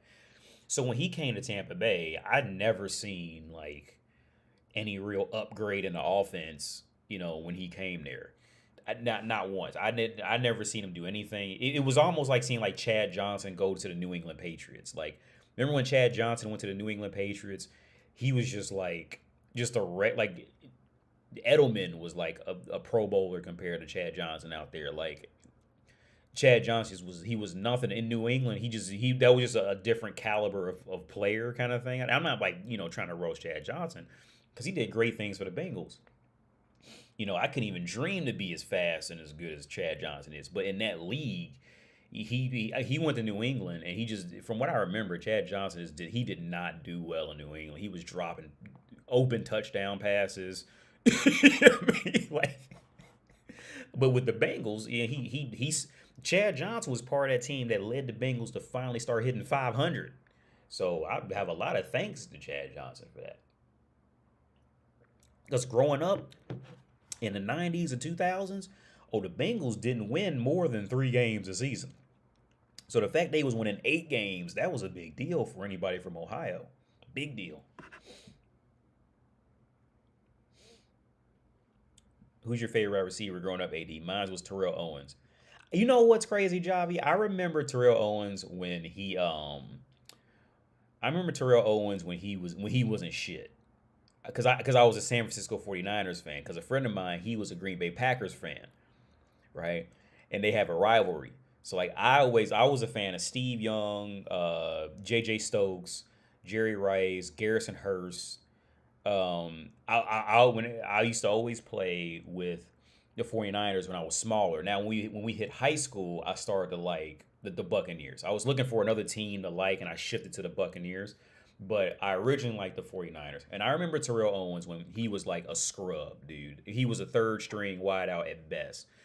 And I still remember that game where he won the game-winning touchdown pass to get to the playoffs. When Steve Young, he drops back and he trips, right? And he threw a post route to Terrell Owens, and he caught it like in the middle, like he caught it and got hit twice, and he held on to it because earlier that game he dropped what should have been a guaranteed first down, like behind the line of scrimmage. It was almost like a lateral pass, and Terrell Owens dropped that pass, right? And everybody hated him for that. I hate him for it because Terrell Owens was a scrub in these days, man. Terrell Owens was literally a scrub back then. And after he caught that pass, when he caught that game winning touchdown pass to give him the Super Bowl, it seemed like overnight he turned into like the number one receiver after that. Like overnight. It's like his confidence shot up, and then that was it. Motherfuckers respected him. He was TO now, and that's just what it was. Like number 81 was always on the field after that. But my favorite wide receiver, I really didn't have a favorite wide receiver, but if I had to say one, back in those years, I was more just about the run because back in those years, running backs got a lot more action. You started a running back and you stayed within the whole game. So back then, like Terrell Davis was just amazing back in those years, man. Terrell Davis would have 250-yard games, 300 yards. Terrell Davis was just, he was in a league of his own back in those years, man. By the time I got on to Barry Sanders, I didn't see much in him. I think he was pretty much done by that point. But people swear by Barry Sanders. But as far as wide receivers go, I don't. Because I didn't really care for Randy Moss. I didn't care for him. Wow, if I had to pick a wide receiver, I was a Jimmy. I'd have to go with Jimmy Smith with the Jacksonville Jaguars because he was the proper mix of speed, catching, and height. Now Hines Ward, I can't say Hines Ward because I'm from Ohio and he plays with Pittsburgh. He was with Pittsburgh, so that's a rivalry. So I can't say Hines Ward, but Hines Ward was just that man. If I meet that motherfucker now, I'm gonna be like, I used to hate you in high school. He used to beat our ass. If I meet Hines Ward today, I'm gonna grab him by the collarbone and say, motherfucker, this is for all them games you beat the Bengals when I was a kid. Hines. Don't that sound weird just saying his name? Hines. Just his name by itself, like Hines. This is for all them games when I was in 7th grade, motherfucker.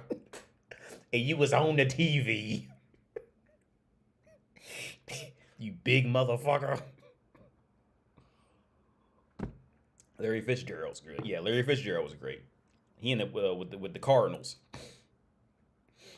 But yeah, Hines Ward. Now I can say like my favorite tight ends. I had a lot. It was you couldn't. It was just so many you can't even count. Back in those years, tight ends were far more valuable. But it's when they figured out like the faster a tight end was, the better he can actually be for the sport, kind of thing. It just grew to like tight ends became like it was like a valued position at a decent part in NFL history.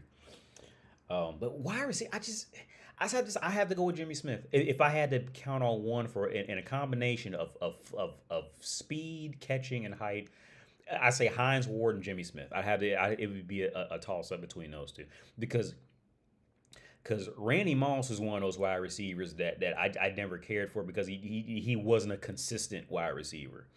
Right, like one game he'd have like one catch for 7 yards, and next game he'd have fucking 15 catches for 285 yards and 8 touchdowns type of shit. It was just like I'm not a fan. I've never been a fan of inconsistency. I've never liked inconsistency.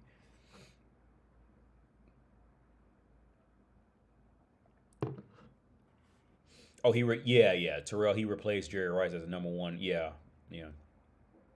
I'm gonna grab him. I'm gonna grab the wrinkles on his head. I'm gonna make a Wolverine out of him. You motherfucker. Hines.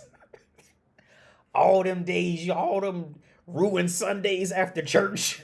You cause couldn't wait to get home to see the game just to see you done scored another touchdown on my Bengals, motherfucker.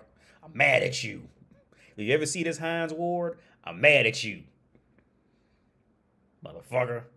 You used to beat my team all the time because you was great. He was strong. That motherfucker had strength. He was fast. They couldn't stop him. I got one image in my head where he had caught a quick out to, you know what I mean, to get out of bounds, and he didn't go out of bounds. He just stiff armed the fuck out of somebody on the Bengals and got like an extra 7, 8, 9 yards. I got that. It's burned in my head, dude. I fucking hate that motherfucker because he was so good. Fuck Hines Ward.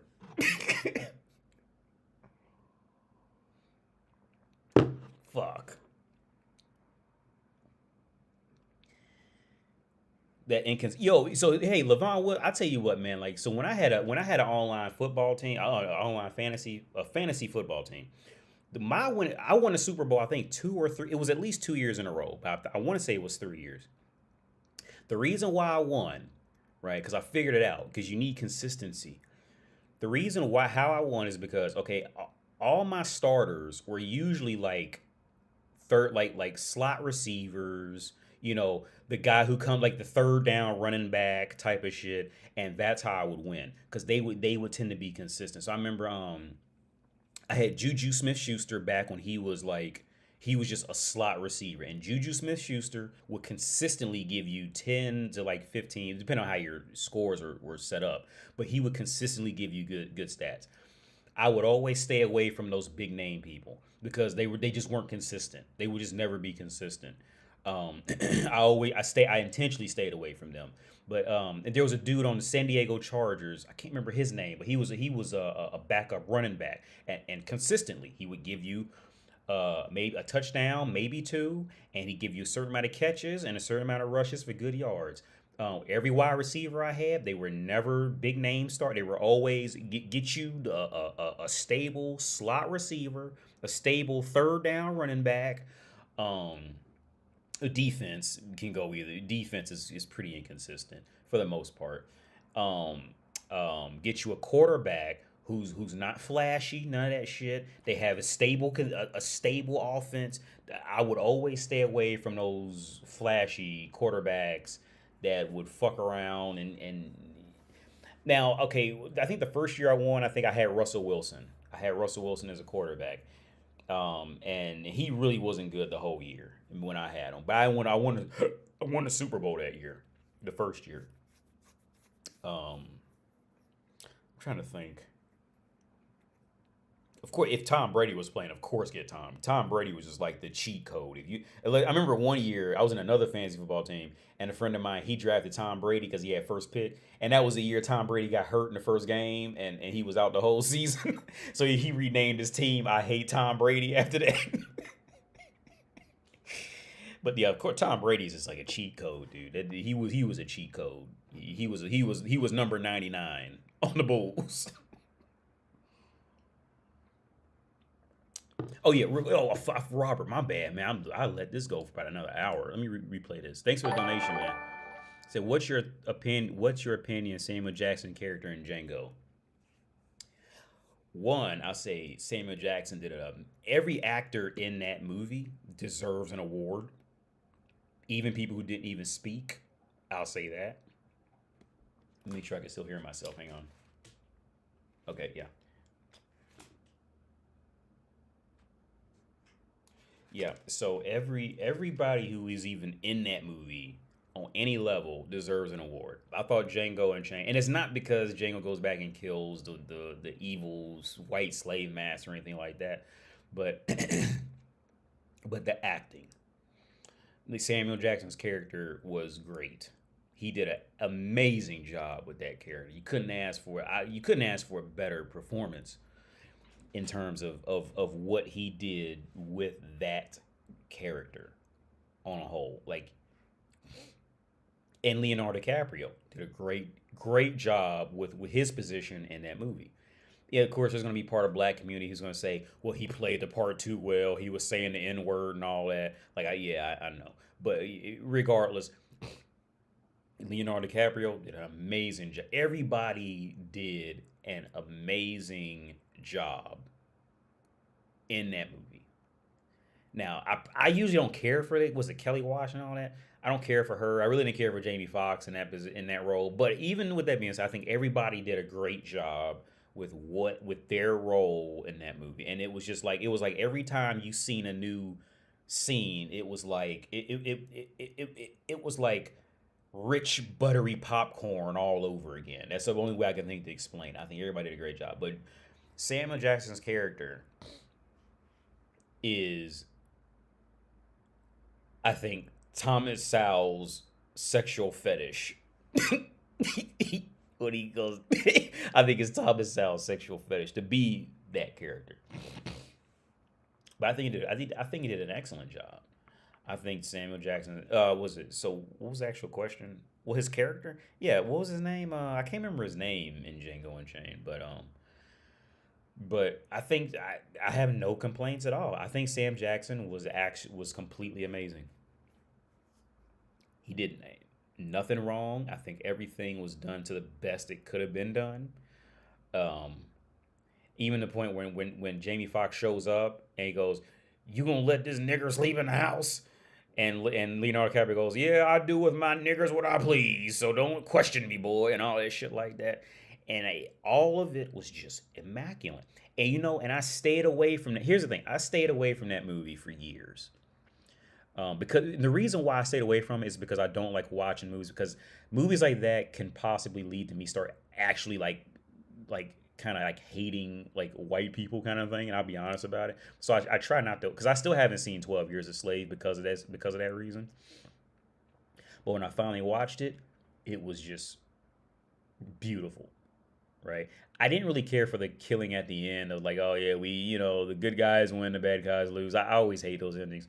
But I remember when the first date or second date, when my spouse was here and the TV was over there, I said, "Look, you have to watch this movie called Django Unchained." She never seen it, right? And I told her the context of the movie, and it's about America's history, blah blah blah, blah. So it's gonna have like racial shit. But just watch. I said, if you just watch the first 10 minutes, like you're gonna love this movie, right? And you know how it starts out, where like they're marching the slaves through the woods, and all of a sudden somebody like shoots somebody in the head or something. I can't remember. And Christoph Waltz asked if he's Django or some shit like that, and she was hooked on it, like hooked on it. Um, but yeah, I think Sam Jackson I think he did a great job, man. I think Sam Jackson is one of those people in acting who doesn't even have to really act. I think he's one of those people, if you just get him tired and tell him to read some shit, it'll sell whatever he's trying to sell. Right? Just make him go about a day without sleep and say, "Look, read this line," and be mad about it. Right? And he will, and it's going to be, he's not going to get it wrong. I don't think he's going to get it wrong. Another thing I seen Gary Oldman. Remember Gary Oldman and Batman? This dude, right? Let me tell you something about this motherfucker, right? I watched him talk about Christopher Nolan. And this is how good of an actor he is, right? I genuinely was heartbroken to see him speak as like anywhere near of a normal person. Because, he's on stage and, being recorded. So he's still not being himself. But I was so heartbroken that, like, even though I watched this motherfucker play Lieutenant Gordon, I thought I knew this motherfucker, right? And I'm watching him talk, and I'm like, wow, I don't know him at all. And I'm like heartbroken watching this shit. Like, here's the thing with me being starstruck, it's, I don't think, okay, very few people that I think would get people starstruck would get me starstruck. I think Gary Oldman. Here's the thing. I don't even think I'd be starstruck by Gary Oldman. I think what would happen is I would have to remember that I'm speaking with the guy who played Lieutenant Gordon, right? Like, I feel like if I were to meet like Christian Bale who played Batman, it's always gonna be on my mind. Yeah, this motherfucker played Batman, right? It's gonna be like a present thought. Whereas if I met Gary Oldman, I feel like I would have to remember that this motherfucker played Like I feel like if I didn't remember it, I would completely forget by the time I would leave. And like, oh yeah, he was a dude who played, you know what I mean, blah blah blah blah. Blah. But yeah, I was heartbroken watching him talk because like I don't know this motherfucker, but weirdly I felt like I knew him because he was Lieutenant Gordon, right? In a weird way, like I felt like I knew this motherfucker, and I don't at all. The Book of Eli, man, I can't watch the Book of Eli, man. My girl loves that movie too, man. She loves it, and I can't watch it. And the reason why, it's a real petty reason why I can't watch the Book of Eli. The reason why I can't watch the Book of Eli is because um I just can't I can't watch Denzel Washington in an action role doing any kind of like fighting, like kung fu with a sword or anything. I just can't do it, man. And I tried watching it a few times. A girlfriend I had back in Ohio, she loved the movie too, and I tried watching it with her. It's a real petty reason, but I just can't watch. I just can't watch Denzel Washington in an action position. I think he's better when he's just speaking a fact or like saying philosophical shit. I think he's great in that. But I just can't. It's just me. It's a petty reason. It's stupid. I know. Oh, but I did. What's the? Hell, let's do this. His now. I love Christian Bale. I haven't seen all his movies, but what I do see of him, I think he's fucking. He's just phenomenal, right? Like he's one of those guys like I would love to meet. He's one of the rare people who actually play like a leading role that I would genuinely like to meet. But let me see. Let me see films cuz it was a new one he just did. It was like in a blue pale night or something like that. Let's do this.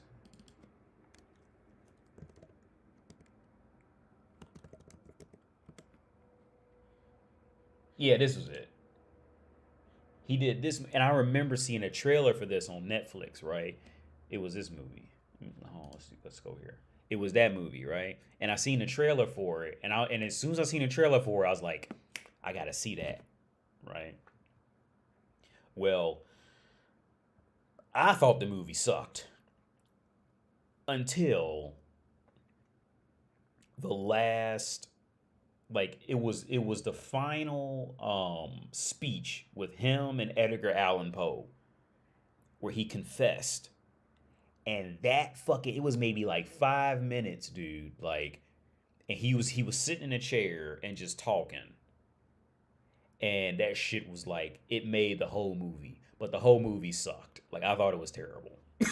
I mean, it wasn't terrible, but it was a waste of time. Like just the last maybe like 10 to 15 minutes was phenomenal. Like Christian Bale, he's one of the few people who was a leading role man who I would like. Look, for example, like let's use like Chris Hemsworth, like like I wouldn't really, you know what I mean, like Michael Jackson, like with Dave Chappelle and Michael Jackson, like I had to already be free to go meet Chris Hemsworth. You know what I mean, like, I mean, like remember Dave Chappelle talking about Michael Jackson? It's like I had to already be free. I ain't stopping no appointments for that motherfucker, right? Like, I mean, it's no, I'm not talking shit about Chris Hemsworth. I'm just not excited to meet the motherfucker, right? Like, it's just one of them things. And most leading role people, I would not be in that position to, unless they did something really weirdly well.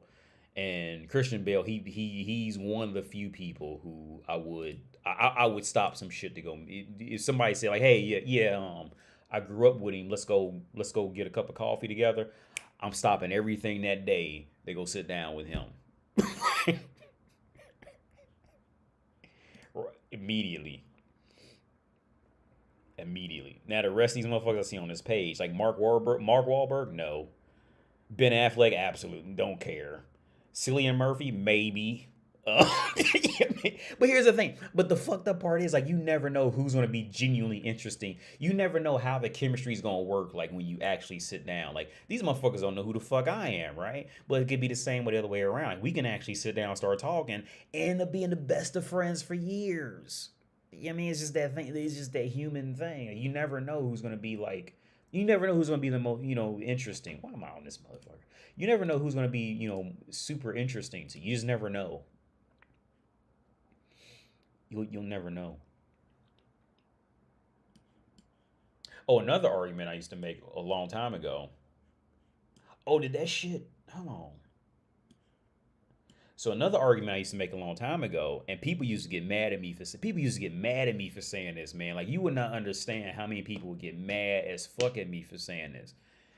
I used to say that Russia is all for global warming. If that Russia is all for it, strategically speaking. And I used to say that shit all the time, man. And people used to get on Facebook in real life. Motherfuckers used to look at me like I'm crazy and all this. But I said Russia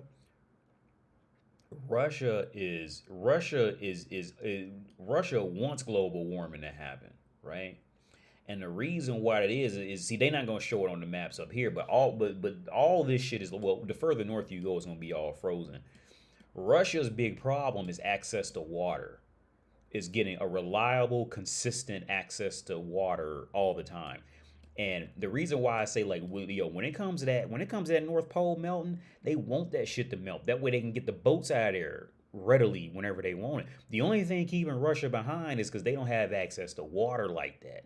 If Russia had access to water, okay, look, I'm just gonna look. I always speak from just purely analytical positions. If Russia gets access to some water, Russia gonna dominate the world. And the reason why I say that is because them motherfuckers learn how to survive in super duper freezing cold temperatures. They survive being the outcast. See, they survive being the other whites, right? Not Russia's not the whites we look up to. They the other whites. They down there with the Negroes type of shit. Not quite, but they almost down there, right? If Russia builds its way out of that shit, and on top of that, Russia's dealt with that cold, they've had to think around shit, they had to work around all this shit, and keep that shit pumping hard and trying to spread it. Look, if Russia gets access to water, Russia's gonna overtake North America, flat out. If they fuck around and get that shit, ain't nobody. The only thing that's keeping Russia, from going wild is the fact that they don't have any control over water yet. They can't. Because you got the Sea of Japan over here. They don't got that. Very little of this shit do that. And then once they do get out, now they got to worry about North America. So they have no access to water on a readily available level. So in my opinion, they want that North Pole to melt. Like that would benefit them. Because where is it? Let me look up. What was that shit called? Ships for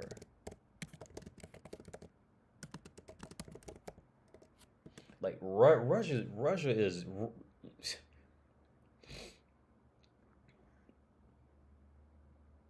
oh no, this is just the Navy, so let me take out blue water.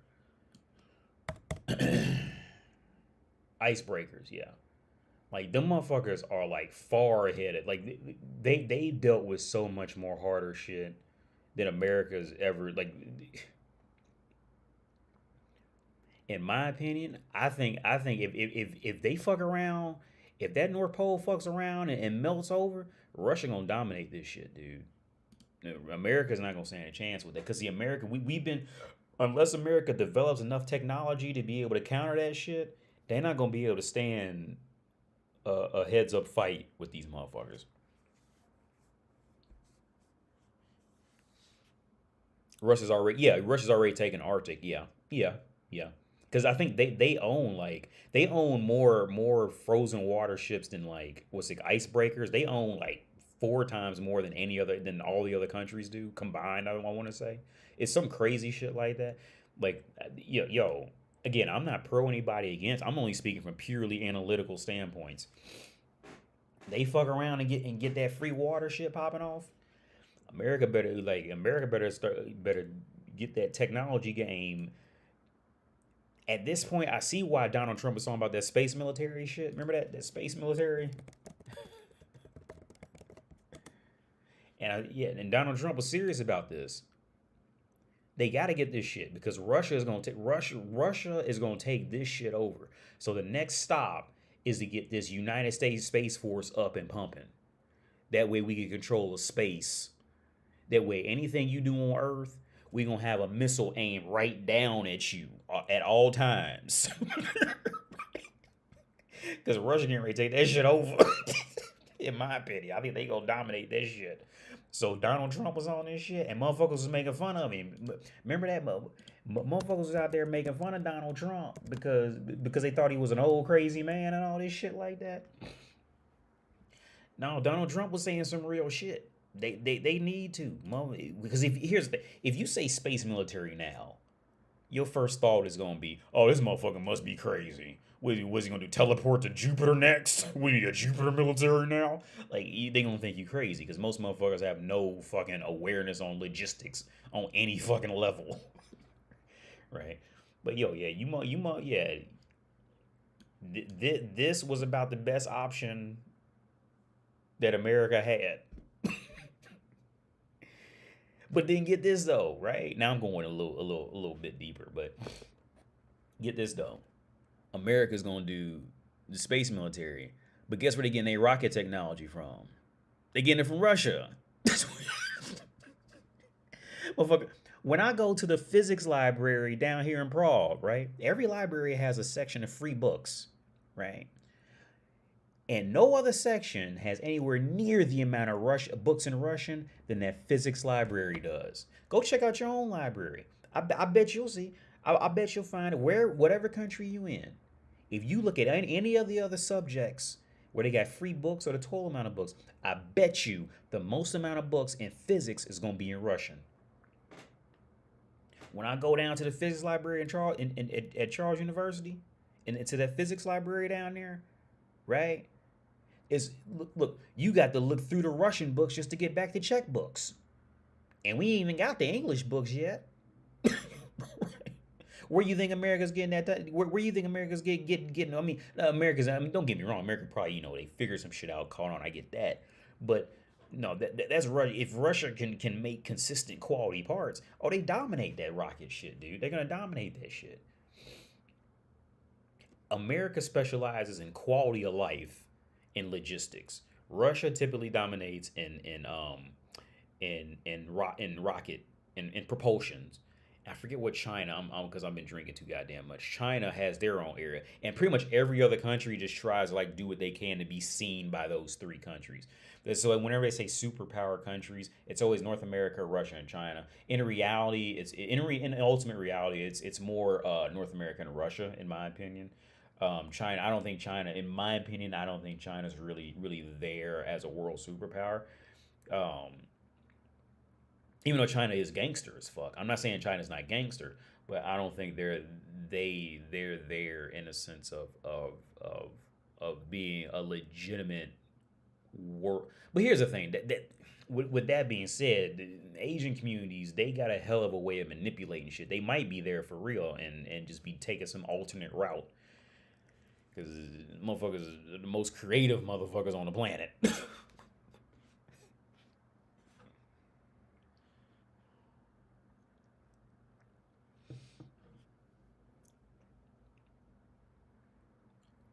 Not a black man facts. I have to see the war to Russians be in the U.S. and flip flops and tank tops taking shit over. And you know what, man? Like, because motherfuckers hate Russia right now, and I get it. Like, whatever, but what you gotta respect about them, about a typical Russian, that it seems like that anybody who tends to come from that area is that okay. One, that I don't think that sense of racism on the same level is just not in them because they're essentially the forgotten whites or just the forgotten people. Okay, anybody who has any ties to that, was acrylic, to that, anybody who seems to have any ties to that acrylic language, acrylic. Let me just Google it to make sure.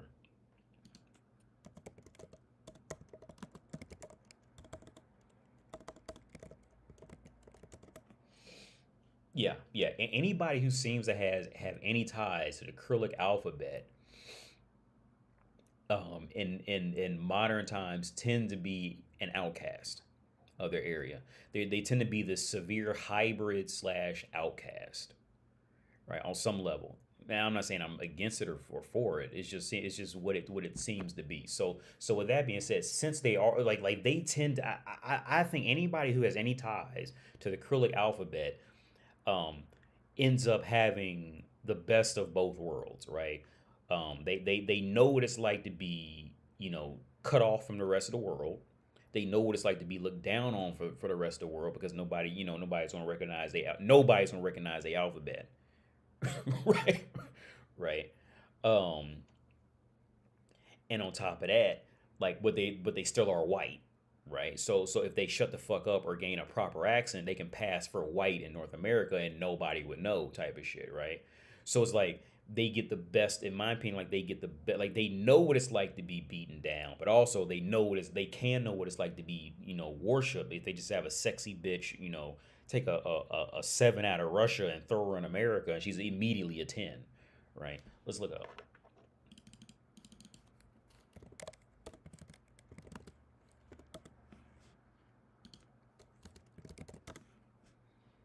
No, it's probably gonna bring up all types of war shit now. But like a woman who's a 7 in Russia, you pick her up and you put her in fucking a Russian 7, a Slavic. Let's do a Slavic 7.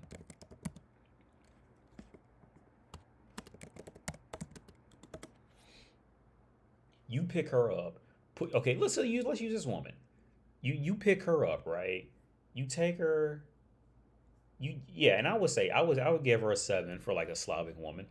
Yeah, if okay, you take her, you put some eyeliner on her, some eyeshadow, put her in a dress, and have her walk around with her hands limp, and put her in some heels. She gonna shoot on up there to about an 8.5, 9, or even a 10 in North America, right? Because she's got that white on her side, and she's pale white on her side. She has that working for her. So in my opinion, I think I think Russians have. I think due to history and how they've always been outcast in society, on top of what they have for like the world cultural norm based off of media, I think that they are next in line to be world dominators. I really do. I do. I think that again when that North Pole free thaws out and they can get readily available shit whenever they want it,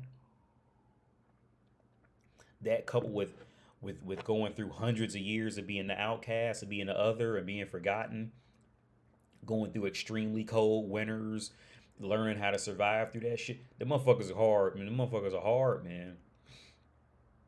They gonna make it. Like I think they gonna be they in my opinion. I've been drinking, but that's no excuse. Even with that being said, with the math of all this shit, I think they got it. From how all this is gonna add up, I think they got it.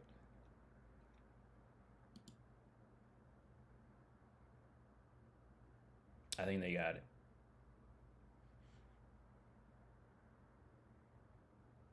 Conservative Americans like to get Russian women, yeah. And then mid bitches unmatch me. When was this? George? I missed the older bit message. Saudis have a bigger problem with, yeah, man.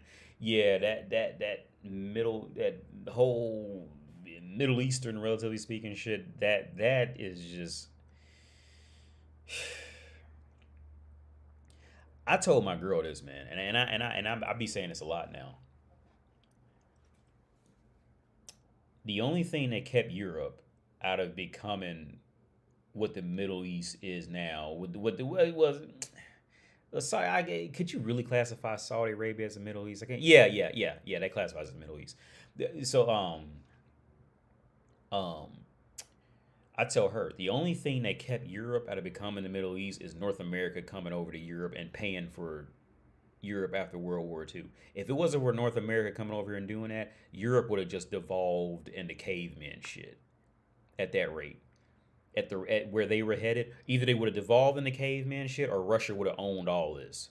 If North America hadn't come and paid all this shit, and the British, they would have ended up swallowed up by it or would have had to run a colony somewhere because that's just what it was. It's just the reality. There's no fighting that argument. Like If somebody does have a fight, let me know. I don't see a fight for that argument. If it wasn't for North America coming over here and setting Europe straight, saying, "Look, we're in a union now. We're all on teams, and if anybody fucks with you, they fuck with us." If America had never done that, Europe would have been. I think Europe would have been in a worse position. To be completely honest, because if you look at Europe's past with wars, oh, they're just riddled. Like they're the most violent people in the history of mankind, right? For a good call, for a good reason, but statistically speaking, they're the most violent people throughout mankind's history, right? If Europeans had been left to their own devices, it would have devolved. Like I said, in my opinion, I think it would have devolved back into caveman shit, or Russia would have just owned all this. And in my opinion, okay, and this is where I agree. I don't know what Kanye West said, but I can agree with people who say shit like Kanye West, like Hitler wasn't wrong. Like, yeah, motherfucker wasn't wrong, man. Like these motherfuckers, like they need to be controlled, like for real. Like somebody has to step in. Like the only difference from Europe to like the Middle East is that Europe essentially had to follow a foreign country's orders because they couldn't afford to wipe their own ass, right? Whereas the Middle East could always kind of figure out how to wipe its own ass, so they never really had to just say, "Fuck it, we'll join your union." You know what I mean? Yeah, that type of shit, right? But Europe was just Europe after World War II. Europe just had no money. They were just spent. There was nothing there, so they had to just bend over, lube their asshole up, and take it from whoever that would protect them first. That's just, and there's no fighting that argument. It's literally it's fact. The UK was so bad that they had to lease out their ports to North America because they couldn't afford to pay North America. That's some shit that never gets talked about either in history, right? Now, I'm not saying North America is super duper great because it's zero sum theory. North America was stealing that shit from other countries and making it look like they was the good guys, right? So it's always zero sum theory. I'm not trying to say North America was heavily or anything like that, but these are the realities of Europe's history. And I told my girl, look, it's really. I told her it's really disgusting how Europeans like tend to think that they're better than Africans or better than Middle Easterners, when in reality, like literally the only thing that held any of this together was North America. Like, and I think it's really disgusting that they tend to like they're in this whole like, they're from a poorer country than us, so we don't like them. Like, dude, like literally Europe, the only reason you're still breathing right now is because North America had to pay for your shit. like acknowledge it and accept it. Like, where is this superiority shit coming from croissants and Greek mythology? That shit was 2,000 years ago, dude. Like, grow the fuck up, realize the reality.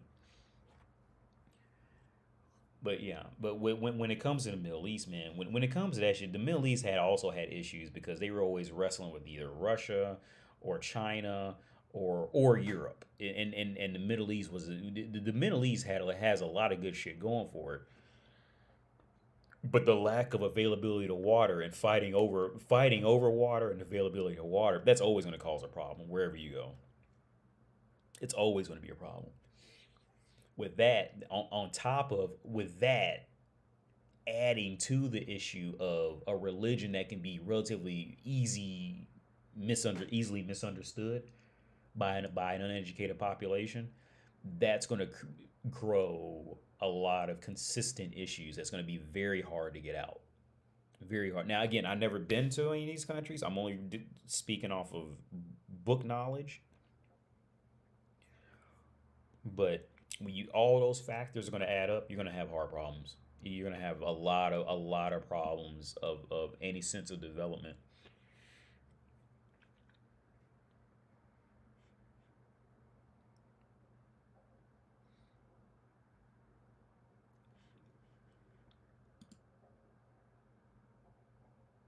What really attracts Slavic women? What is this? Let's watch this. Slavic women only like rich guys. Don't believe anyone who tells you this, because it isn't true, especially when you really understand what Slavic women look for in men. We are attracted not necessarily to rich guys, but to guys who have the 4 things which I'm going to share with you in this video. The sad truth is many men feel they have to stick to cheesy pickup lines because they have no idea what kind of behavior makes them attractive. The result, they feel helpless and don't know what to do. But don't worry, you don't have to be one of them. We Slavs have a different culture and different expectations, and in this video you will learn what really attracts us. Because I will share with you 4 things which make you attractive to Slavic women. Use them today and gain a massive edge over any other guy. These extremely powerful hacks turn you into the only logical choice for her, and she won't even know how you worked your magic. So watch this video very carefully to the end. Hi, my name is Tanya Sparks and I'm a dating and relationship coach. Watch as every week I'm going to reveal to you new secrets about what Slavic women really want. Plus you will receive instantly effective methods to win over any Slavic girl or improve your existing relationship. So please hit that subscribe button now so that you never miss a video. So what is it that really attracts Slavic women? Here's the first tip to boost your attractiveness. Be decisive. Nothing is more important to us than a man who knows what he wants. Unfortunately, most men these days are afraid to make any type of decision. Okay. I'm gonna go ahead because I looked at all these topics. Okay, these core things are the same for all women. It's not just Slavic women. These are the every topic she's gonna come up with is the same for all women. It's not Slavic only. It's all women. The only the main difference is Western women. Western women have become bored. They become too reliant on television and media to the point where the Western women have created this entire false sense of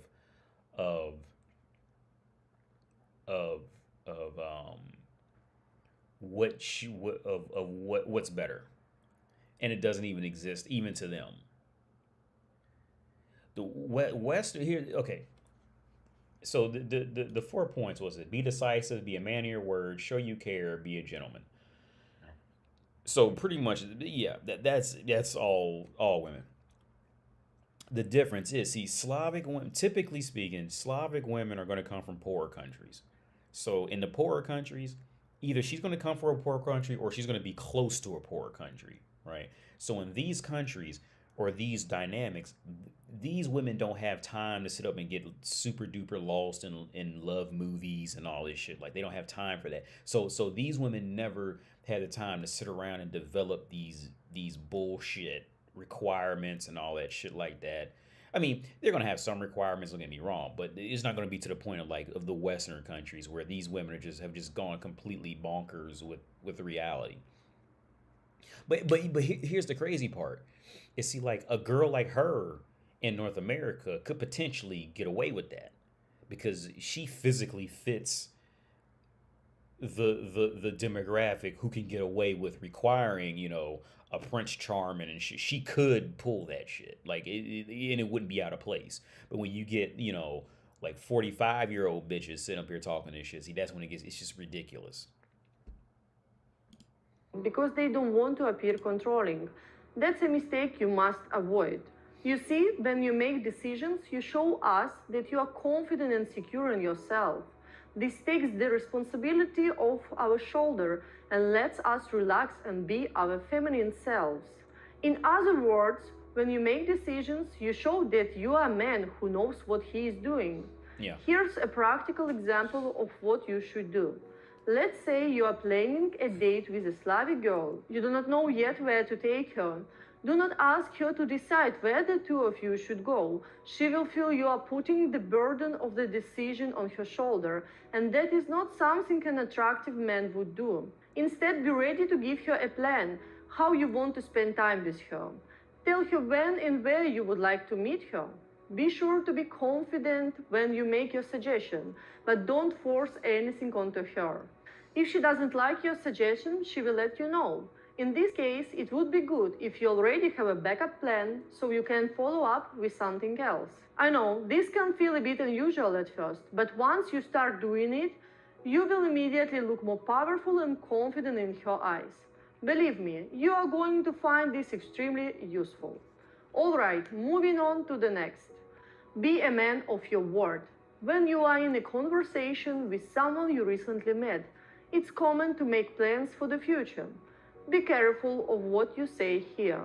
The truth is that Slavic women will hold you accountable for your words. What I mean is that if you don't follow through, you lose her trust. This is why you should never promise anything you can't put into action. It's a big mistake many guys make. They think women won't remember their flowery promises and that it will make them appear more attractive. But we have the memory of an elephant when it comes to these things. If we catch you breaking your word, you lose our trust. This is why you should have integrity when you talk to her. Don't promise the moon unless you are an astronaut. No, Trust it's me, about the being same. reliable is a quality which puts your head and shoulder above any other man. Next, show you care. I'll explain in a second what I mean by this. I know this is something you have probably not heard about before, and that's exactly why it is so effective in winning her heart. You see, every Slavic woman expects care from her man. Don't be fooled. Being someone who cares does not mean being a nice guy. It's important to understand that nobody is asking you to be a doormat. Caring is not about giving in to everyone. Okay, yeah, let me go ahead and stop this here. Look, all of this, she's saying this as a woman, okay? She's a woman, okay? All these things are the same for all women. It's the same. All women, if okay. Me and my girl, we were laying in bed a couple nights ago because we had a babysitter, so it was just us alone. And and we were talking about what makes men attractive to women, right? And she goes, well, sometimes she was talking about me, like sometimes when I write her, like I don't write her back for like 30 minutes or an hour or 2 hours, and my girl, she said she gets mad about it. I said no, see, like yeah.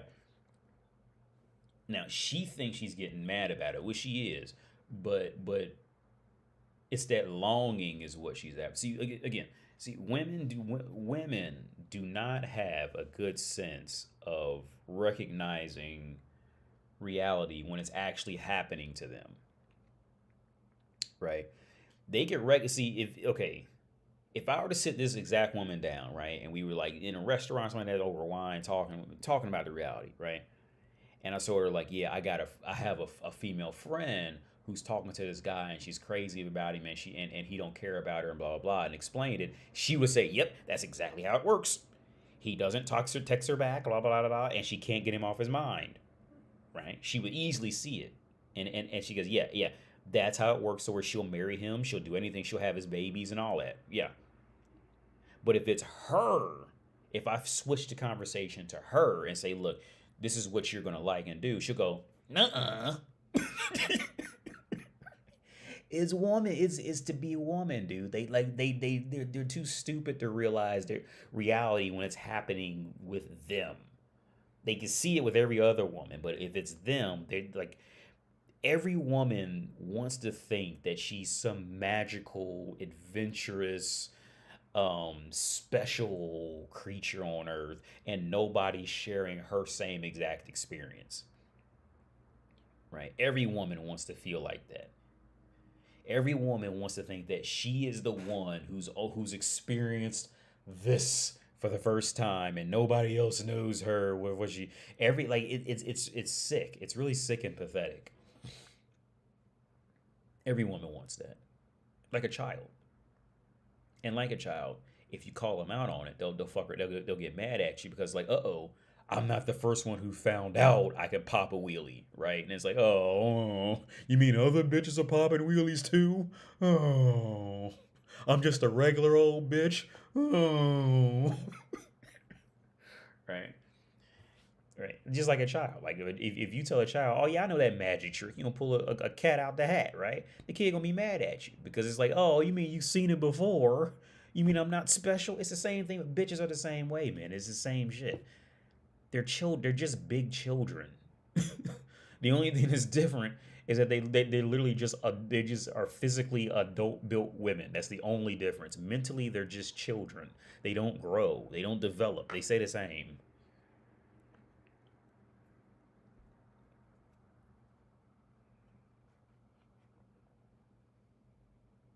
By the step I get to, I'm just going to show work.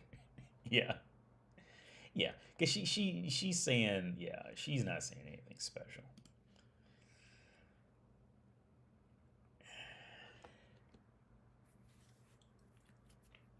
She's not saying anything. But the crazy part is like when you hear like Ukrainian women speak, like one thing I've always noticed, like living, living here is once you get an ear for another language, you can hear like the rhythm and tone. I think she's. If I had to guess, this woman is Russian. She could possibly be Ukrainian, but if I had to guess, she's Russian. No, no, she could be Ukrainian. The only way I could tell is if I hear her speak. Let me hear her speak her native language. Imagine this. Let me see if I can find. She can. I want to see if I can hear her speak her actual. If I hear her speak her actual language, I can tell you where she's from. But if she's speaking English, it gets a little harder for me to detect it. Because how you can tell, like with Russian and Ukrainian women, is Russian people didn't speak like this when they talk, and the Russians tend to go like, but the Ukrainians, they tend to inflect their voice more. It's just, and the Russians tend to get like almost like I think it may be Japanese. Like when they speak, they get darker. It's like, was it?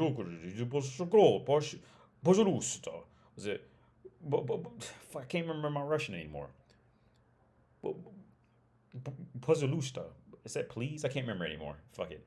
But yeah, if I had to guess, I would say. Let me see if what's her about. She doesn't have about.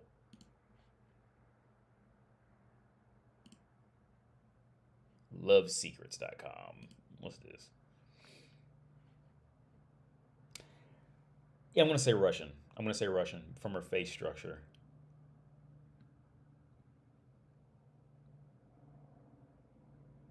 I lived in 6 different countries. I'm interacting with Slavic girls. Tell my experience to share.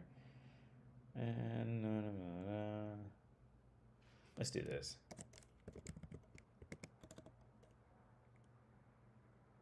Yeah, Russian. I'm willing to bet it's gonna be Russian. Why isn't it?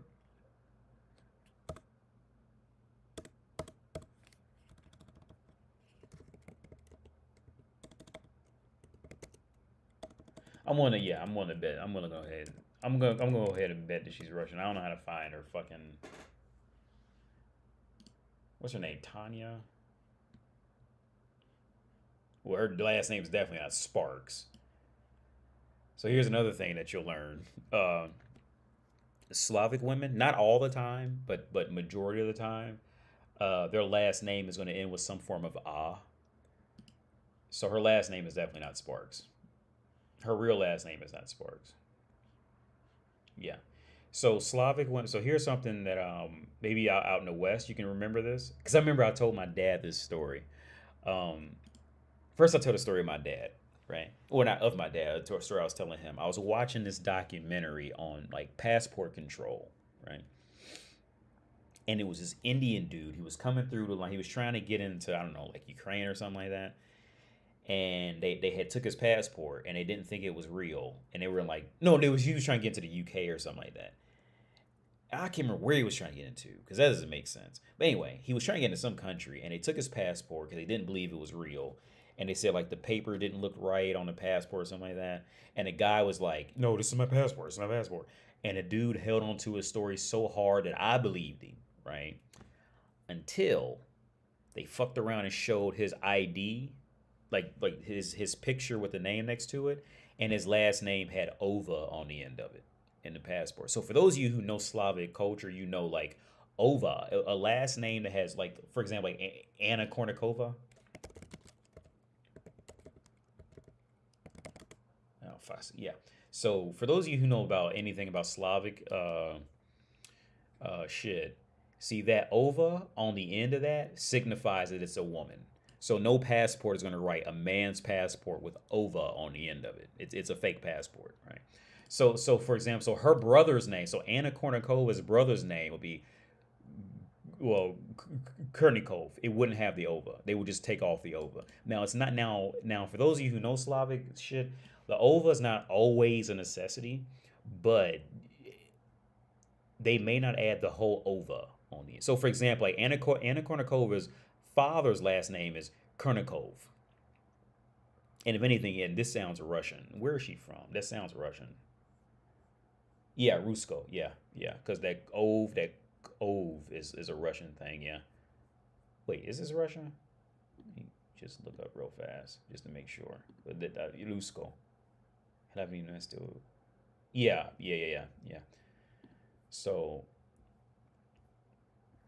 So for those of you who may take notes or for whatever reason, now to be clear, the ova is not always a necessity. The ova is not always a thing, but generally speaking, the last name of a person, how you can tell if it's a man or a woman in majority of cases is it's going to end with an ah in some way. And then the boy, okay, like for example, like my spouse and her brother, right? Like her last name, she doesn't have the ova on the end, but she has an ah on the end, whereas her brother's last name has the a that has a y. So let's look up. Does she have a brother? Let's look up if she has a brother. Yeah. See, it's right here. So here, you see this? Rodice means family. Can you guys see that? Yeah. So like I said earlier, the Kurnikov mean it's a man. So this is going to be a man, whoever this is. Yeah, this is going to be a man. I guess it's whoever. I guess it's her boyfriend, or yeah, that's her husband. I guess, yeah. So the Kurnikov is the man. That's who she got married to. But the kova, the ova, or the ending of a means it's feminine. It's major. I don't think I've ever heard of a man in Czech with the last name that had an on the end of it. I'm fairly certain I've never heard of that.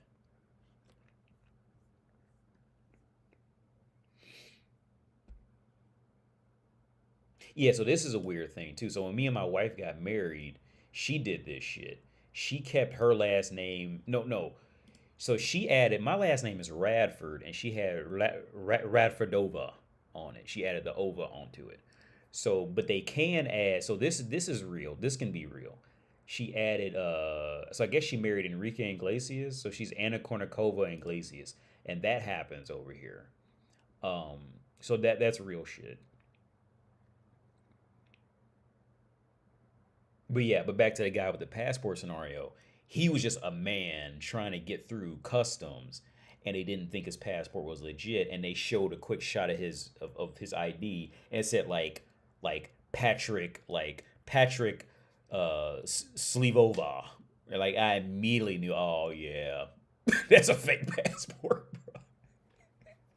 That's a fake passport, fam. You ain't get away with that.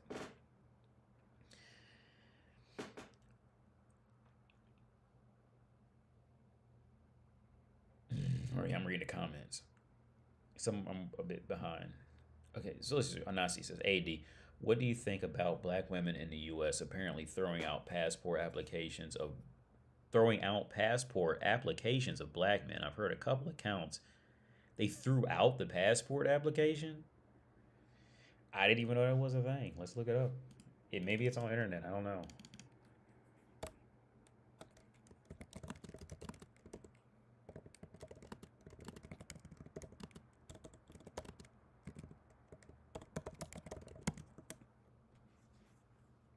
Oh yes, I don't hear. I didn't know that was a thing, man. I had no idea. Um, I mean, it sounds about right. To be honest with you, But I didn't know it was happening. Women who's working in the office were throwing out passport applications. I mean, it makes sense because after society's made it clear what men are doing, and then they see that okay, because you gotta remember in North America is like Japan in this scenario where um North America it's not really North Americans, but it's more like the context of the situation. So with these countries who tend to be like severely isolated, relative not severely, but like they kind of grew up and they had like their severely separated, segregated culture kind of thing. Um, Japan has a very similar situation where most of their people never get passports or even or travel for very long times, from what I understand. Um, so in this scenario, if a country who has like 20 to 30% of the population that has a passport, and all of a sudden you start getting all these men, noticeably influx of men getting passports, women's egos are crushed at that point, right? Because she can't find a man, she's waiting for Prince Charming. But then as a man, you can just go out and find your princess. Women ain't gonna like that. They gonna burn that shit to the ground. I wouldn't. Yeah, yeah. Mo, what's up, Mo? Yeah, I wouldn't be surprised. Yeah, I'm with you, Mo. I'm with you, Mo. I wouldn't be surprised at all. What's this, Alan? Oh, let me look at this. Alan Kornikova. That's a man.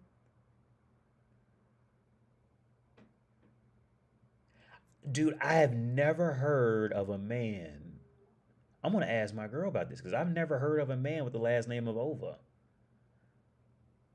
Maybe he took it to get attention.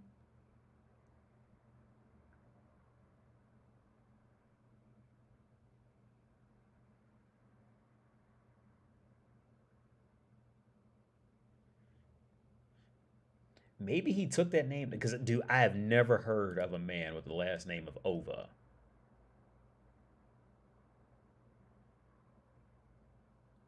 I'm thinking he took that last name to get attention to himself from from Anna, because I've never.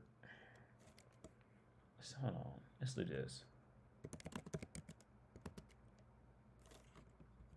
That's a woman thing. Ova is, yes, here it is right here. Ova is an ending for a female surname. Yeah, I've never heard of a man.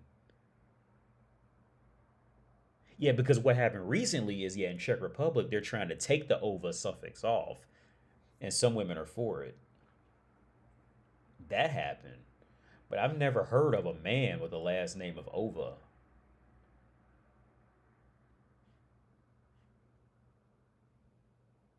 I'm actually curious. How the fuck did he end up with that last name?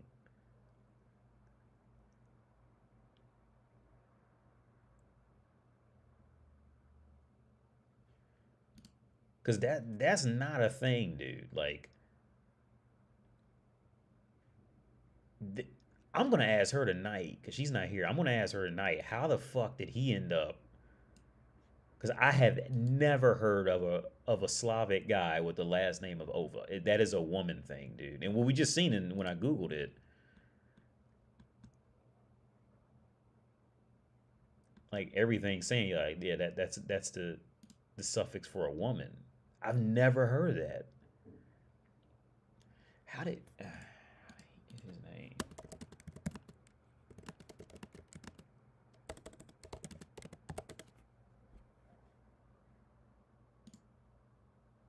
Yeah, if I'm guessing, he just took her last name to get attention. If I'm guessing, that's probably what he did. He probably took it just to get her last name, just to get any help of attention from her, kind of thing, because that is not normal for these people.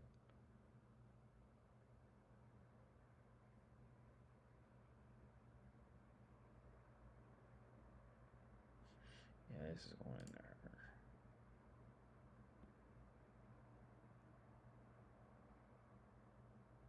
Yeah, so somebody on Reddit actually has this right. Usually Reddit's full of just either like dorks or retards. So, but this is right. I would assume his name was, yeah, Alan Kournikov would be his name. It seems to turn him his gender restriction. Yeah, he sold this shit to get more attention to himself, to boost his career, because that doesn't sound right at all.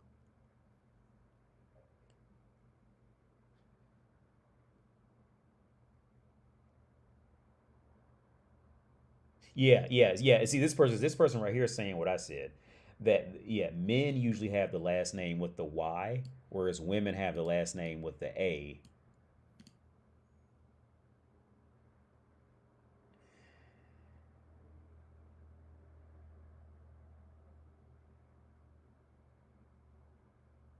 Yeah.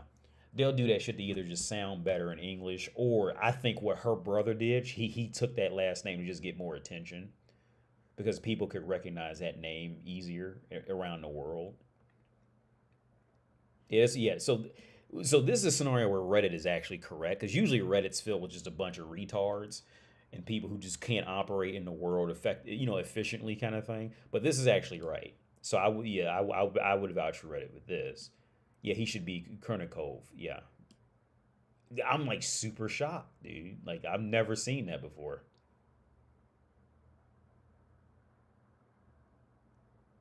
Because one thing I still get confused with when my son he gets the hiccups, right? And hiccups in Czech is shkitavka. Let me look up translate just to make sure. But shkitavka.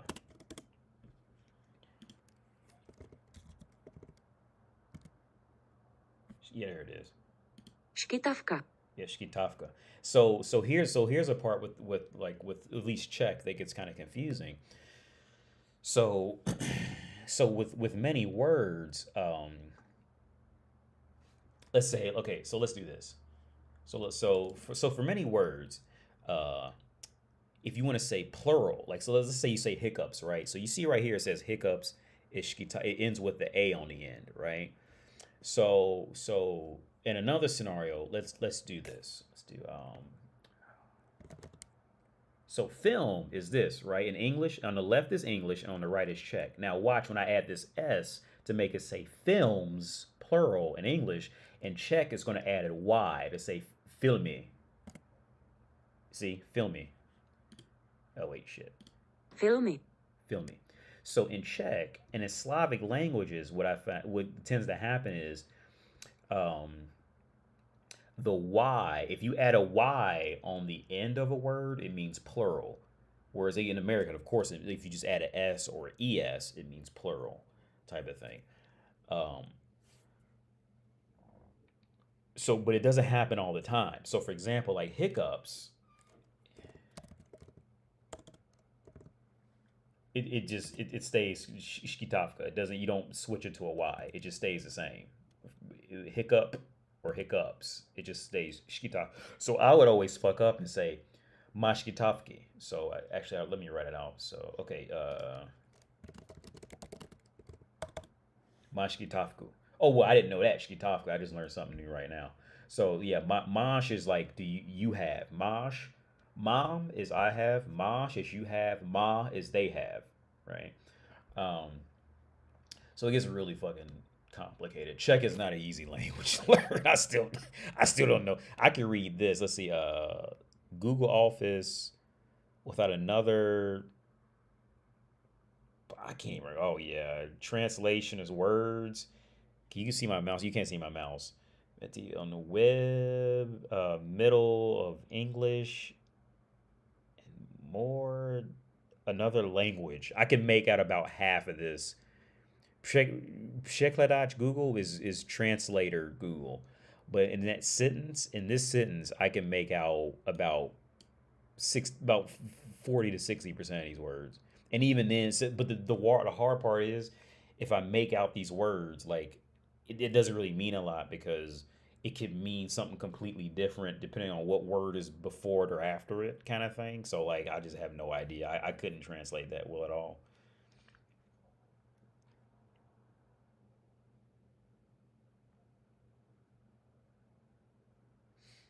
80, how often do you have to pull out your phone to translate in public? Not a lot. Not a lot.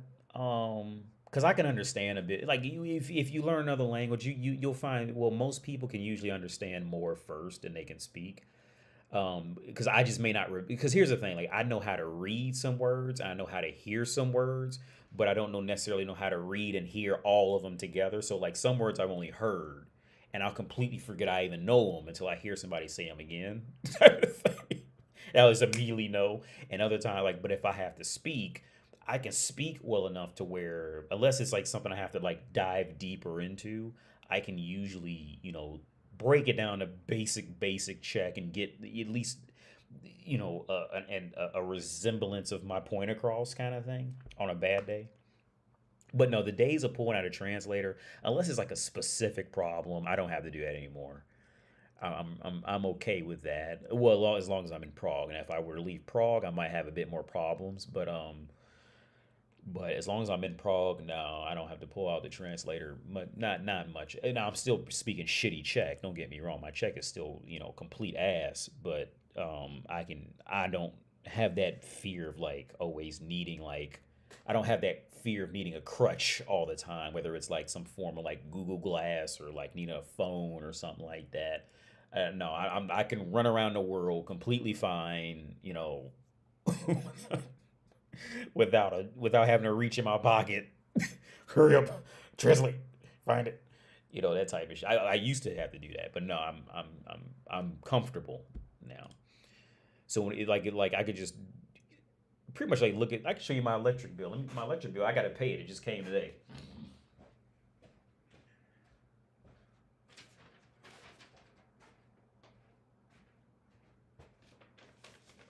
I just fold up.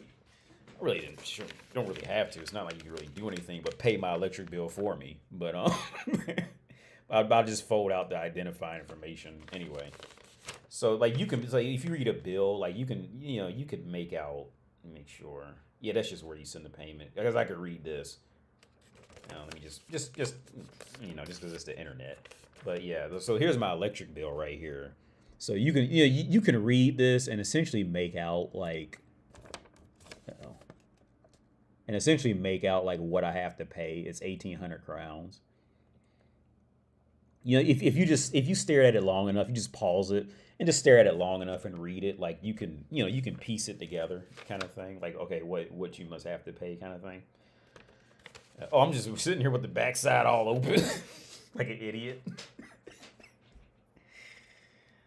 Where is Jamilia Musa Yava Yava? I think she's from Kazakhstan, I think, or I can't remember where she's from, but she said it in one video.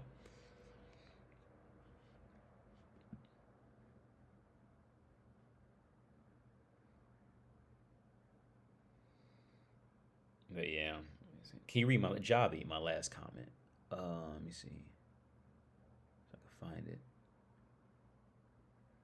Javi. Wait, I just seen it. And AD. Why do women talk about men being obsessed with porn but never want to talk about how they are obsessed with sex toys? Oh, because women just hate anything that men like. That's it. Women just hate anything that men like, whether it's your full-time job making $15 billion a year or it's your PlayStation 3. Doesn't matter. If you like it, she hates it. Because she's like a fucking gerbil. She's like a hamster, dude. She's like a fucking, she's a fucking gerbil on a wheel. She just needs something to claw at. She needs something to run up. She doesn't care. Right? It's just it. If you like it, she doesn't like it. In US dollars, it's like a mortgage payment. No, 1,800 crowns is like, it should be about $70 because the money goes up. Let's look at it should be about $76. Oh wait, I'm still big as fuck. You can't see. Hang on. It's like $70, which electricity did get high because it was never this expensive. It skyrocketed throughout that whole Russia problem. Because before Russia happened and inflation hit, I was paying about 1,000, about 1,100 before that, and it went up a lot lately. Everybody's kind of went higher. It was never this expensive. But yeah, it's about $70, $80. But it goes. Here's the thing. It goes up and down. Like for example, I sent myself like here. See the hardest is people try that arbitrage shit. Let me look up arbitrage. People try to do this. In my opinion, I think it's just a waste of time. So long story short, all our arbitrage is when it comes to finances is like because it is just a long historical thing on arbitrage, and it started back in times of gold, that the most recorded time where like people would like get gold for like a super cheap price in another country and just like buy it all and carry it off to like another country like 200 miles away and sell it for more, and people made livings like that. People try that shit, man, but honestly, like now in today's day and age, I mean, depending on how much money you were really trying to do with it, you can do it. But even then, if you did it too much, um, they'll just shut your account down because they know that you're doing it, type of thing. Like there's so many safe. Here's the thing: when you get on this international game of money laundering, there's so many safeguards set in place. Like if you start moving like thousands, they'll just shut your account off because they know you're doing it. So like so for example so right now it's the middle of the month, and a Czech crown is doing actually pretty good. I mean it's doing bad against the US dollar, which is good for me. So typically 1,000 Czech crowns is like wait, well, no, about $50 is like 1,000 Czech crowns, generally speaking. But I sent myself $50 yesterday, and I got like 1,120 something Czech crowns, right? So it was like a $5, I got an extra $5, relatively speaking. But the thing is, like, what I've noticed is like right around the beginning of the month, either the transfer companies or somebody's gonna balance that shit out to where it goes back down to like like where it usually is. But there's so many when you go on this international game. See, this is what those dingbat bitches, what's the Ebony, whatever the bitch name is, and Melissa Ford. See, these are things that those bitches don't really know. They probably read stories about in movies, but I'm living this shit, right? Like so when it comes to this, like there's so many little ways to try to like manipulate and make money. Now, honestly, crypto is about the best way that I've seen to date, and I strongly advocate crypto. I would never tell anybody to do it because Bitcoin just went up again. It shot up to like 50,000 today, I think. Let me see. I think Bitcoin shot up. It shot up over the last week. I don't know. Is my keyboard working? Bitcoin shot up, but I would never tell anybody. Yeah, it's at 51,000. Yeah. See this? It shot up today. It was at 49 and shot up to 51, and it shot up a few times this last week. Now, I would never tell anybody to join Bitcoin because at the end of the day, all Bitcoin is a civilian level standard of arbitrage, gambling slash arbitrage. That's all it is. People try to talk it up to something that like it's something much more than that. That's all it is. All Bitcoin, all crypto is well, Bitcoin is, in my opinion, is about the best one because you can sell it whenever you want to sell it. The other ones you may fuck around and get one of these spikes with some penny stock, but if nobody buys it, you can't sell it, right? So you stuck with it, right? Bitcoin, in my opinion, is about the best one because Bitcoin has almost become the US dollar. Like you go anywhere on earth, motherfuckers know the word Bitcoin. Motherfuckers don't know Ethereum yet. They don't know whatever the other ones are, but they know big. If you say Bitcoin, motherfuckers know. Motherfuckers think Bitcoin is its own thing and crypto is something else. That's how big Bitcoin is. But with that being said, I would never recommend Bitcoin because all most people are going to use it for is some gambling shit, and that's what it is. And I'm not a fan of inconsistency, right? The only reason I have Bitcoin is because I have people who send me Bitcoin and that money's in there, and I take some out from time to time just, for whatever reason. But I've never actually put money into my own Bitcoin.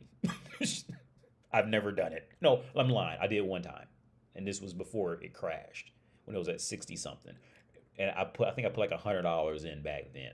But I think that was one time, but I've never consistently put my own money into it. I personally would never recommend people to do it. Other people will. I don't, because I see it's just gambling. That's all, in my opinion. I think it's gambling. I think it's just classy gambling. Um, but everything's a gamble. But the reason why I would never recommend Bitcoin is I think crypto is like what they would call a gateway drug back in the 90s, like weed. I think it's a gateway drug into gambling because I get to thinking about like, yeah, if I had to put in $10,000, I would have got like 2,000 last night. Yeah, and that greed kick in. When you get that greed, turn off. All right. When you get that greed in your system, you be like, yeah. But if I had to just put in an extra few thousand, I would have made, you know what I'm saying? When you get that feeling, shut down, dude. Don't do it. If you win, cool, but don't push your luck, man. Bounce. I'm always gonna tell you to leave. A friend of mine would tell you we went to Vegas together and he was playing not blackjack, what's that shit? Texas Hold'em. And I was sitting next to him and he was winning, he was doing good. And every time he'd win, I say, no, dude, get up and leave. It's over. Just be happy you won. And but go buy you a steak and let's just have a beer and laugh about it. And he kept playing. Now he didn't lose all his money. He kept winning. But I'm always gonna tell you to not gamble. And he would tell you that because I remember we were sitting at the Texas Hold'em table, and there was this guy sitting on the other side. He said, "That's a real friend." He was talking about me, he pointed at me and said, "That's a real friend you got there, because he told you to get up and leave." I said, all them homeless people in Vegas sit on the street. How you think they got there? Because they want to be there? No, because they was in here doing the same shit. I never tell. Let me get off this shit because I feel like I'm advertising shit. I would never tell anybody to invest in that.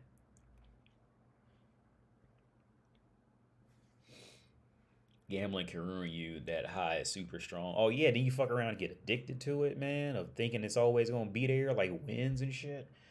Yeah, I'm not a fan of gambling at all. I've never. I always told a story when I was a kid when I learned my lesson with gambling, man. I learned my lesson. I could have been any older than 10 or 12 years old.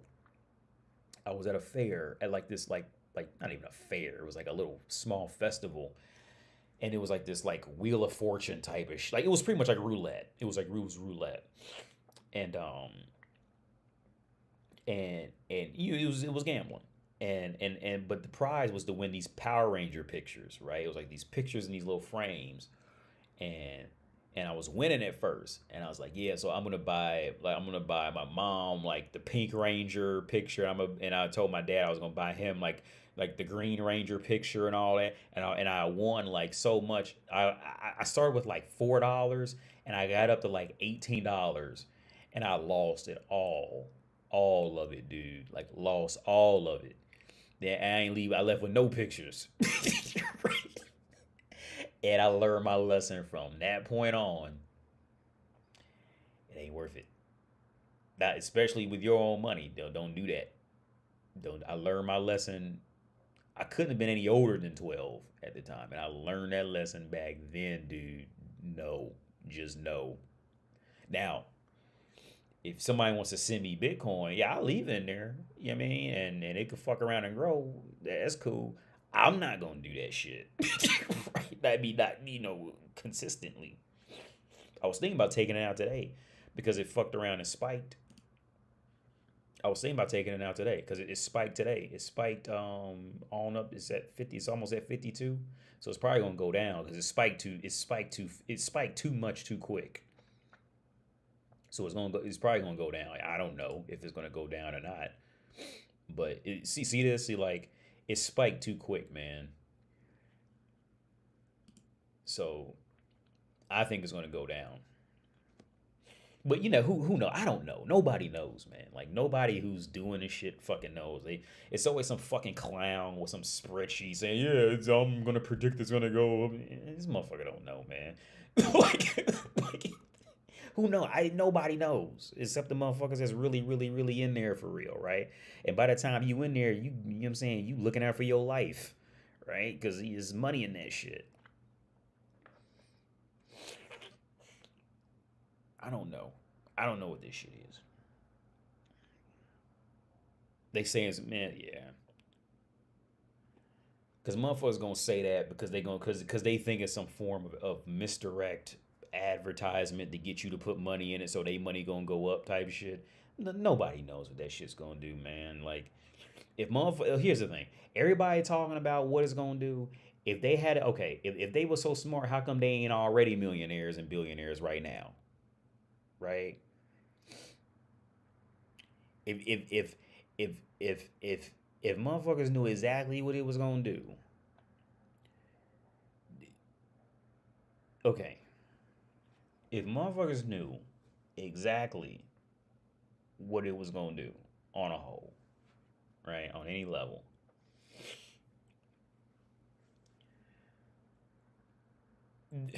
there's just so much wrong with that shit. I don't even know where to start, and it's too late to get too deep into it. Now, if you win, I'm not. If you win, like, go ahead and win. I'm not mad at you. Like, I just won today from this shit. But you're gonna lose too, because it's part of the game.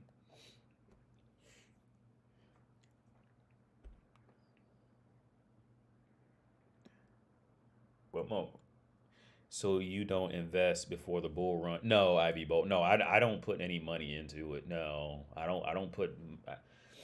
I thought about putting a little bit. And here's the thing. Here's where my greed could have caught on. Like earlier this week, I thought about putting like a few hundred in there to do it, and I would have won. I would have got of course more of a profit off of that, right? And I'm like, oh fuck, I didn't put it in, all that shit like that. And I thought about doing it, but like I said, when it comes to that shit, man, like just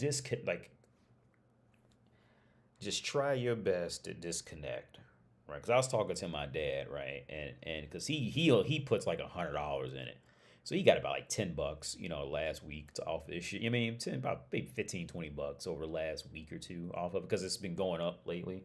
So I told him how much I got off of it. He said, "Oh, you got some money in there." I'm like, no, I don't have a lot of money. I think I don't have a lot of money at all. I've always kept between 1,000 and 2,000 in there. Um, and I don't touch. I really don't touch it very often for one reason or another, or I either donate it or kind of give it to somebody. Like, I don't really touch it for my personal use at all. Um, but yeah, man, like, don't like look, man, like when it comes to money, make sure you have enough to eat whatever kind of food you like to eat, to have as much comfortability that you have. And the the number one thing I would always recommend people is to just maintain some love of a hobby that you have that's not expensive, or you can at least maintain the cost to keep it going. That's all. That's it, man. Leave all that other shit. If the other shit comes, it's cool. If you get a Ferrari, cool. If you get a Lamborghini, cool. If you stumble into $1 billion, cool. It's cool, right? But don't identify yourself with that shit, man. Know how to cut that shit off and know what you. I tell my girl all the time. Right now, if I was to come into $1 million right now, I already know I'm gonna do the same shit. I'm gonna play video games. I'm gonna drink beer. You know what I mean? I'm gonna play with my son and get annoyed with him. Yeah, I'm gonna do it because I know what I am. I've already worked through that whole part of my life of figuring out who I am. I know I'm gonna do the same shit. I know who and what I am now.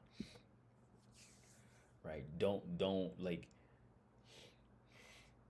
because I got investment opportunities right now, man. Like, look, dude, look, okay. I can think of three, and I just met a dude today who does coding, and I could link him up with somebody right now. But here's the thing, with people I know, right? Whether it's money or skills, I always know somebody who could link up and do something to throw out there. But for me as a person, what's more important to me is that I keep a a relationship going, right? I genuinely hate to add in money to it, right? I genuinely hate that shit, right? The only I'll be completely transparent. I had to ask my dad to put $500 in my bank account last week because I just have no money in North America right now. I just had none. It had been like slowly siphoned out over the years, and I had none. I had to pay something. I had no money in American Bank, so I had to ask him to put money in the bank account, right? So I just don't have any money there, right? And the fees would be so ridiculous to get it back, or I just would just get it back to America so late, it's going to end up costing more money. So I had to say, can you just put 500 in my bank account? And I just told him exactly. I was taking screenshots of my bank account, showing you look, this is what it is. I'm not. I've never asked my dad for money, so he sent it to me.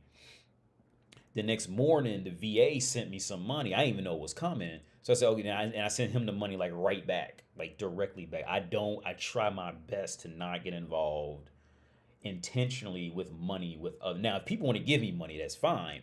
But personally, I usually run away from that shit unless it's a necessity. Something just happened, it fell wrong kind of thing. I'll do anything to avoid, inviting that dynamic into a relationship because I think it just destroys relationships, even if it's your own parents. I don't want my dad. I always tell my dad, my goal in life is not to live off of you. My goal in life is to become independent. And that's it, right? I always tell him that. And like I said, I sent him the money back literally the next day. It was no, I'm lying. Because at first I didn't know if the money was legit from the VA because I wasn't expecting that money, and then it came in, and then because I called him the next day and I told him, and then the next day I sent it back to him. That's because it didn't actually debit my account, and I had to call him the next day to make sure he got the money because it never actually PayPal said that it's sent to him, but it never took it out of my account, so I didn't know if he actually got it or not. That's what happened.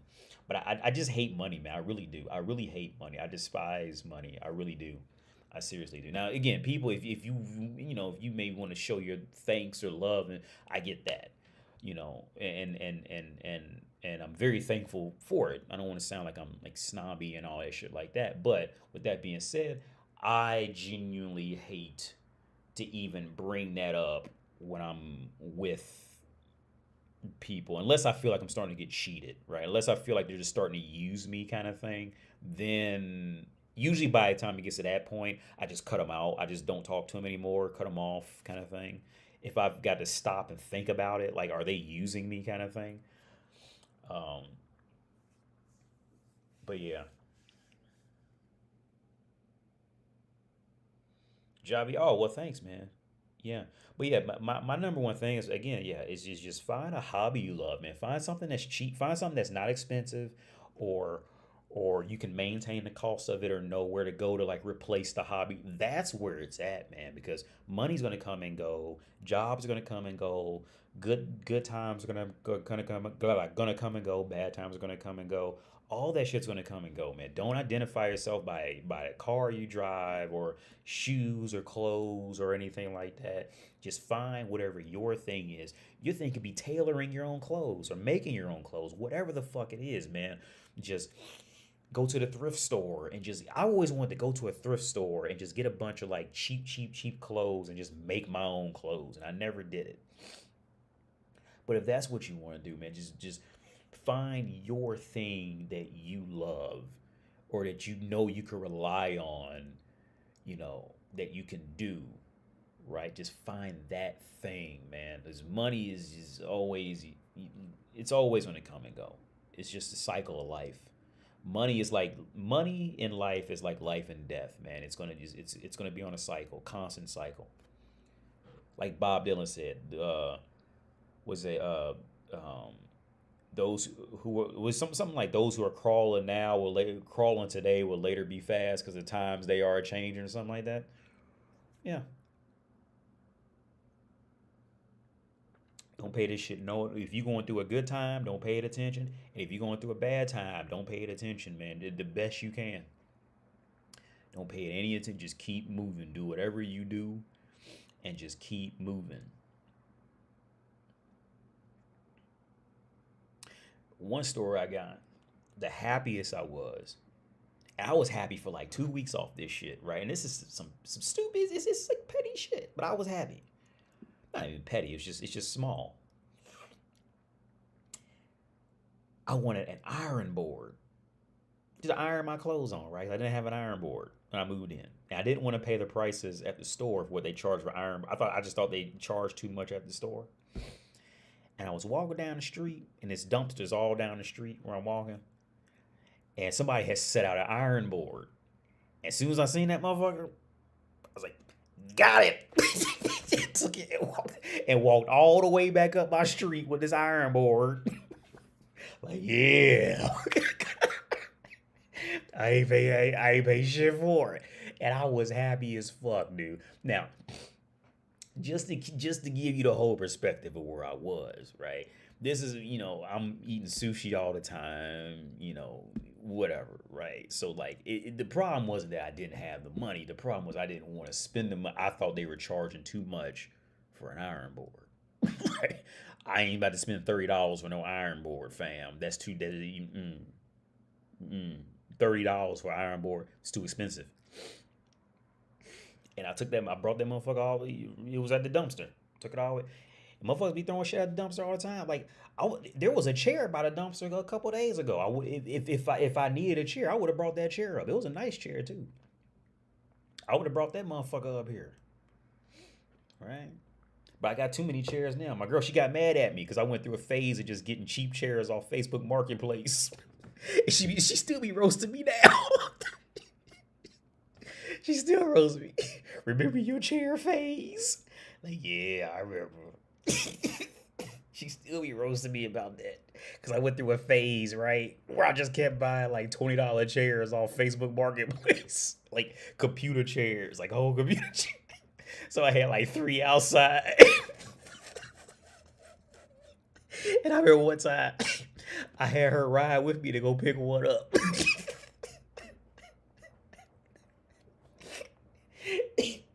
And she still be roasting me about that now. Because I went through a computer chair phase.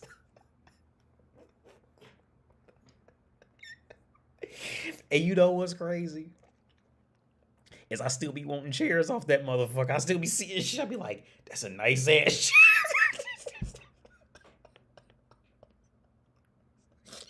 I be like, that's a nice ass chair. What you think about that chair?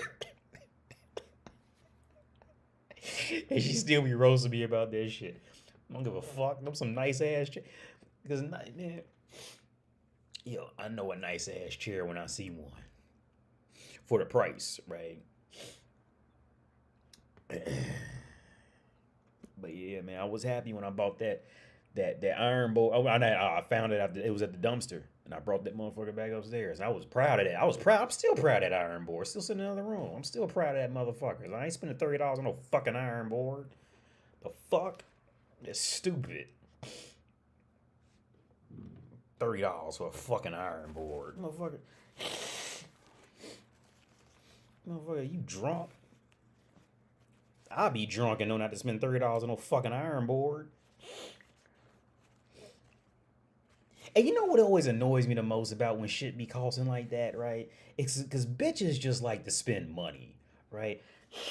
So like, one thing that's always super fucking annoying to me is when like bitches just like it's this weird like energy that be around bitches when they be happy that they just spent some money type of shit. Like they just be like, oh, like it's this weird fucking or like bitch like you can't make anything, can you? You don't know how to make any real moves on. You just like to spend money. I hate when bitches do that shit, man. Like but the thing, and they don't be ugly bitches, but it's just annoying as I just hate when women be.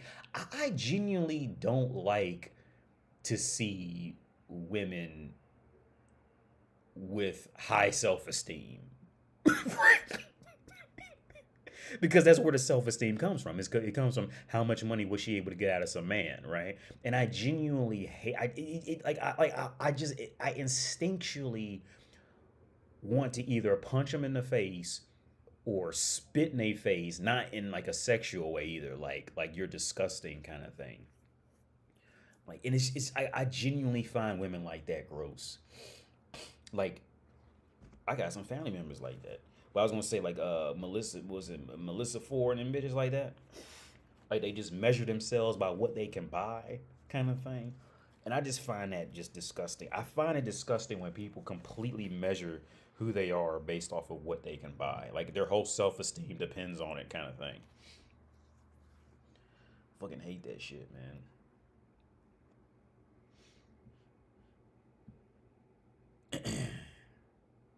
We need an intervention for the chair phase.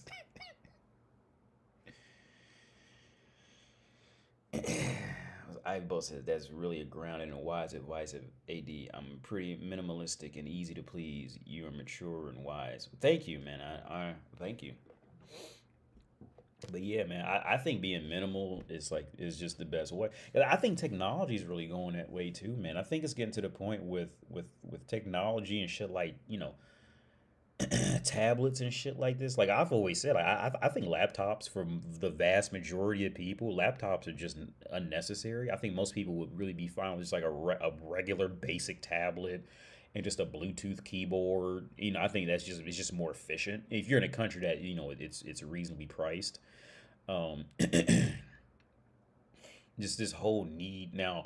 I have a history with computers, so like for me, like I was telling my girl because I'm fixing this laptop right now for one of her family members, and like they just don't know what to do with it. Like, but I grew up doing this shit. Like that's how I started one of my first hustles in college was in fixing computers.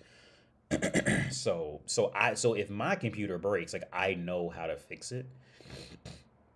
But like, especially when you talk about like the demographic in Czech Republic, like they're so separated from technology that they don't really know. Like they don't know how to.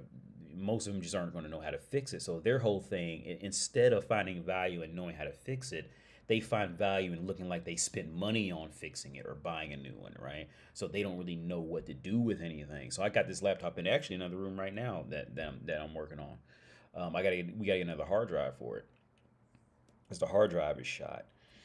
And But yeah, I grew up doing this shit. So like for me with tech, so I got a TV up here, two monitors right here, laptop right here, and an iPad here. Like I grew up fixing this. I didn't grow up, but I spent a decent part of my life, learning how to fix it and make shit work. Load like a lighter operating system on it to make it run like 10 times better type of shit. Like I grew up well in my in my college years. This is what I did. So like now I can make I say on a low end, like if you got 2 gigs of RAM, you should be fine. On any type of like laptop or desktop, you'd be fine with like if you can manage 2 gigs of RAM, doesn't really matter processor. I can think of ways around that to get you up and you just load some little shitty. Let's do this if they still have it. Uh,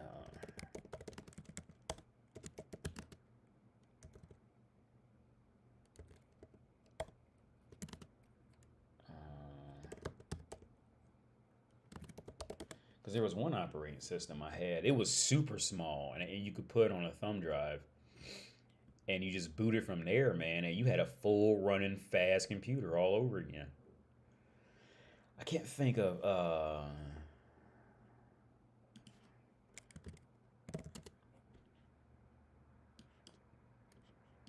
but I was doing this years ago, man. I think it was Puppy.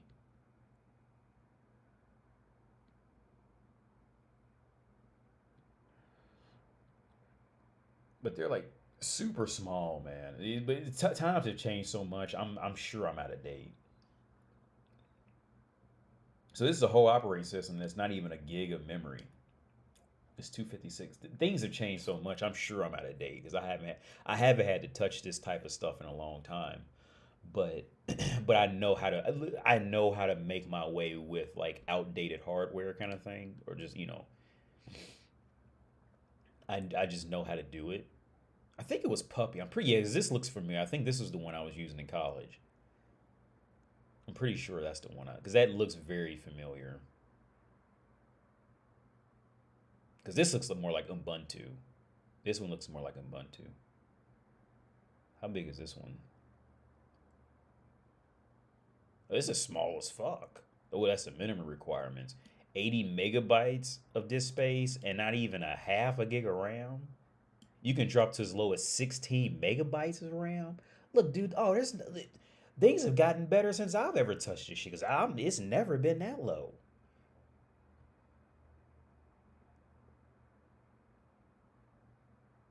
This is amazing.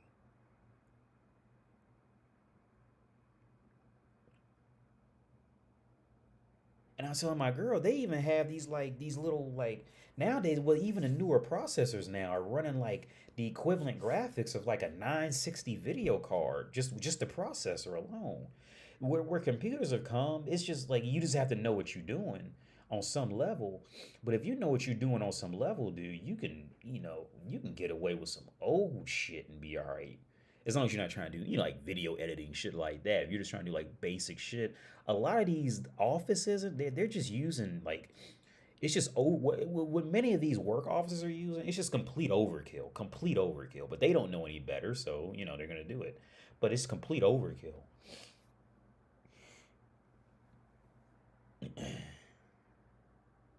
Mac has me in the chokehold. Apple has me in the chokehold because the ecosystem is pretty fucking great.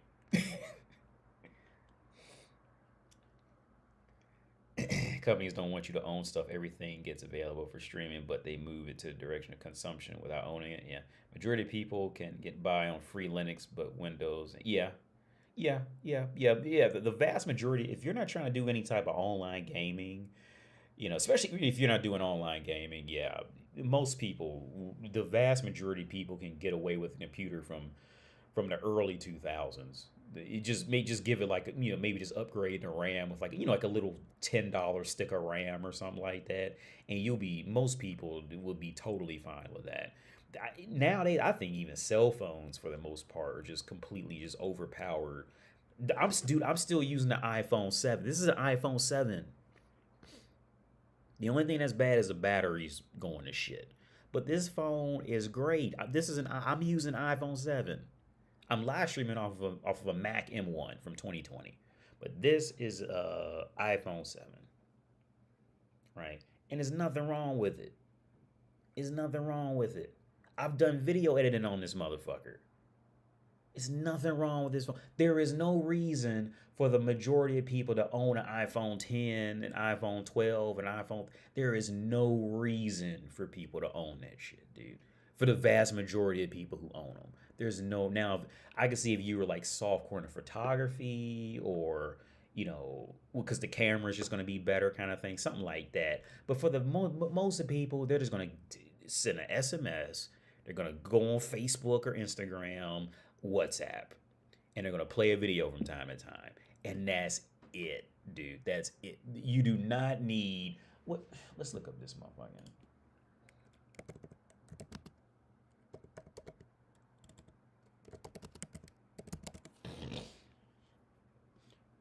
You do not. This is $1,000 phone. You do not need $1,000 phone. This is just complete overkill, status symbol bullshit. You do not know. Nobody needs this shit. It's nice to have, but you don't. It's complete overkill. 20,000 Czech crowns is about $1,000. Yeah, well, I did leave it up, but I closed it. It's complete overkill. You just don't need it. Complete overkill. I want an iPhone SE too. I actually want that phone, but I don't have a reason to buy it because I still got my phone. I just looked at one yesterday. I was looking at iPhone SE from, I think it was from 2020. I seen it in a window at JRC in the mall. But I just don't even have a reason to buy it because I still got my phone. Right? Like I low key kind of want to break my phone just so I have an excuse to go buy the other one, but I'm not gonna do that. So I'm on my iPhone 7. It's still, every now and then, the problem that I do have with this phone is I'll be watching like a reel or something, and it'll like get out of sync or like freeze sometimes, like on Instagram. The rare times I do even open Instagram, it'll do it. That's the only complaint. Like the reel, like it'll get, and I don't. Maybe it's not even a phone thing. Maybe it's like the network or something. I don't know exactly. But yeah, man, like. And the only reason I bought this laptop was because I thought I needed the video. Well, at the time, my old laptop, I just couldn't even video edit with that at all. It would just lock up. So I was like, you know what? This was the first laptop I ever bought, full price, at the store. Any other laptop I got before it was like, my dad, he knew a guy who had a computer shop, And so my dad knew how to get cheap laptops. So like I had laptops for free as a kid because he had that connection. But so I never paid for laptops, dude. Never paid. I never bought a smart. The first matter of fact, no, the first smartphone that I bought was the Galaxy S8 when I was living in Chescalipa. Because I didn't even buy the S6. Because I'll be real with you, I stole the X6. I didn't steal it. It was on the floor at school, and I picked it up when I was in college. That's how I got my my Samsung Galaxy S6. It was on the floor. I seen it, and I picked it up. And I'll be real with you, I was going to take it to Lost and Found. But I was like, this is kind of nice. I'm going to keep it. You're right. Because this is back in the years where, no money. People were stealing phones in those days like they were candy bars. So it wasn't like out of place, but I did technically steal it. So I didn't pay for my S6. I had that S6 for years. And then when I was living in Chescalipa, I bought an S8 because I broke my S6. I think I dropped it or something. I cracked. It was just fucked. I broke that motherfucker to pieces. So I bought an S8. And the Galaxy S8 was actually a really good phone. It was a great phone, but I really wanted wireless earbuds at the time. And at that time, the AirPods were the only good wireless earbuds. So and then I also got my aunt had died, so I got her old MacBook. So I was like, fuck it, I'm just gonna get it all Apple shit. So I traded the S8 in and got this iPhone. And I bought this iPhone refurbished actually. So I've never actually bought a new smartphone because the S8 I bought the S8 from a used place, but it was a beautiful phone. But that was used. I've never bought a new smartphone. Never bought it to date. I still never bought a new smartphone. This laptop was new. I bought this laptop new. And my AirPods, I bought my AirPods new. And this iPad, I bought this iPad new for my girl, but she never used it, so I just kept it. But I've never actually bought a new smartphone. Never. And I don't think a phone's worth $1,000. I just don't. I don't expect. There was maybe a quick period where maybe, but I don't think a smartphone is worth $1,000. I think $1,000 is just too much for a phone. I refuse to spend that much on a phone. The highest I would go is about $400, maybe 500. After that, it's too much. That's too much money for that, in my opinion.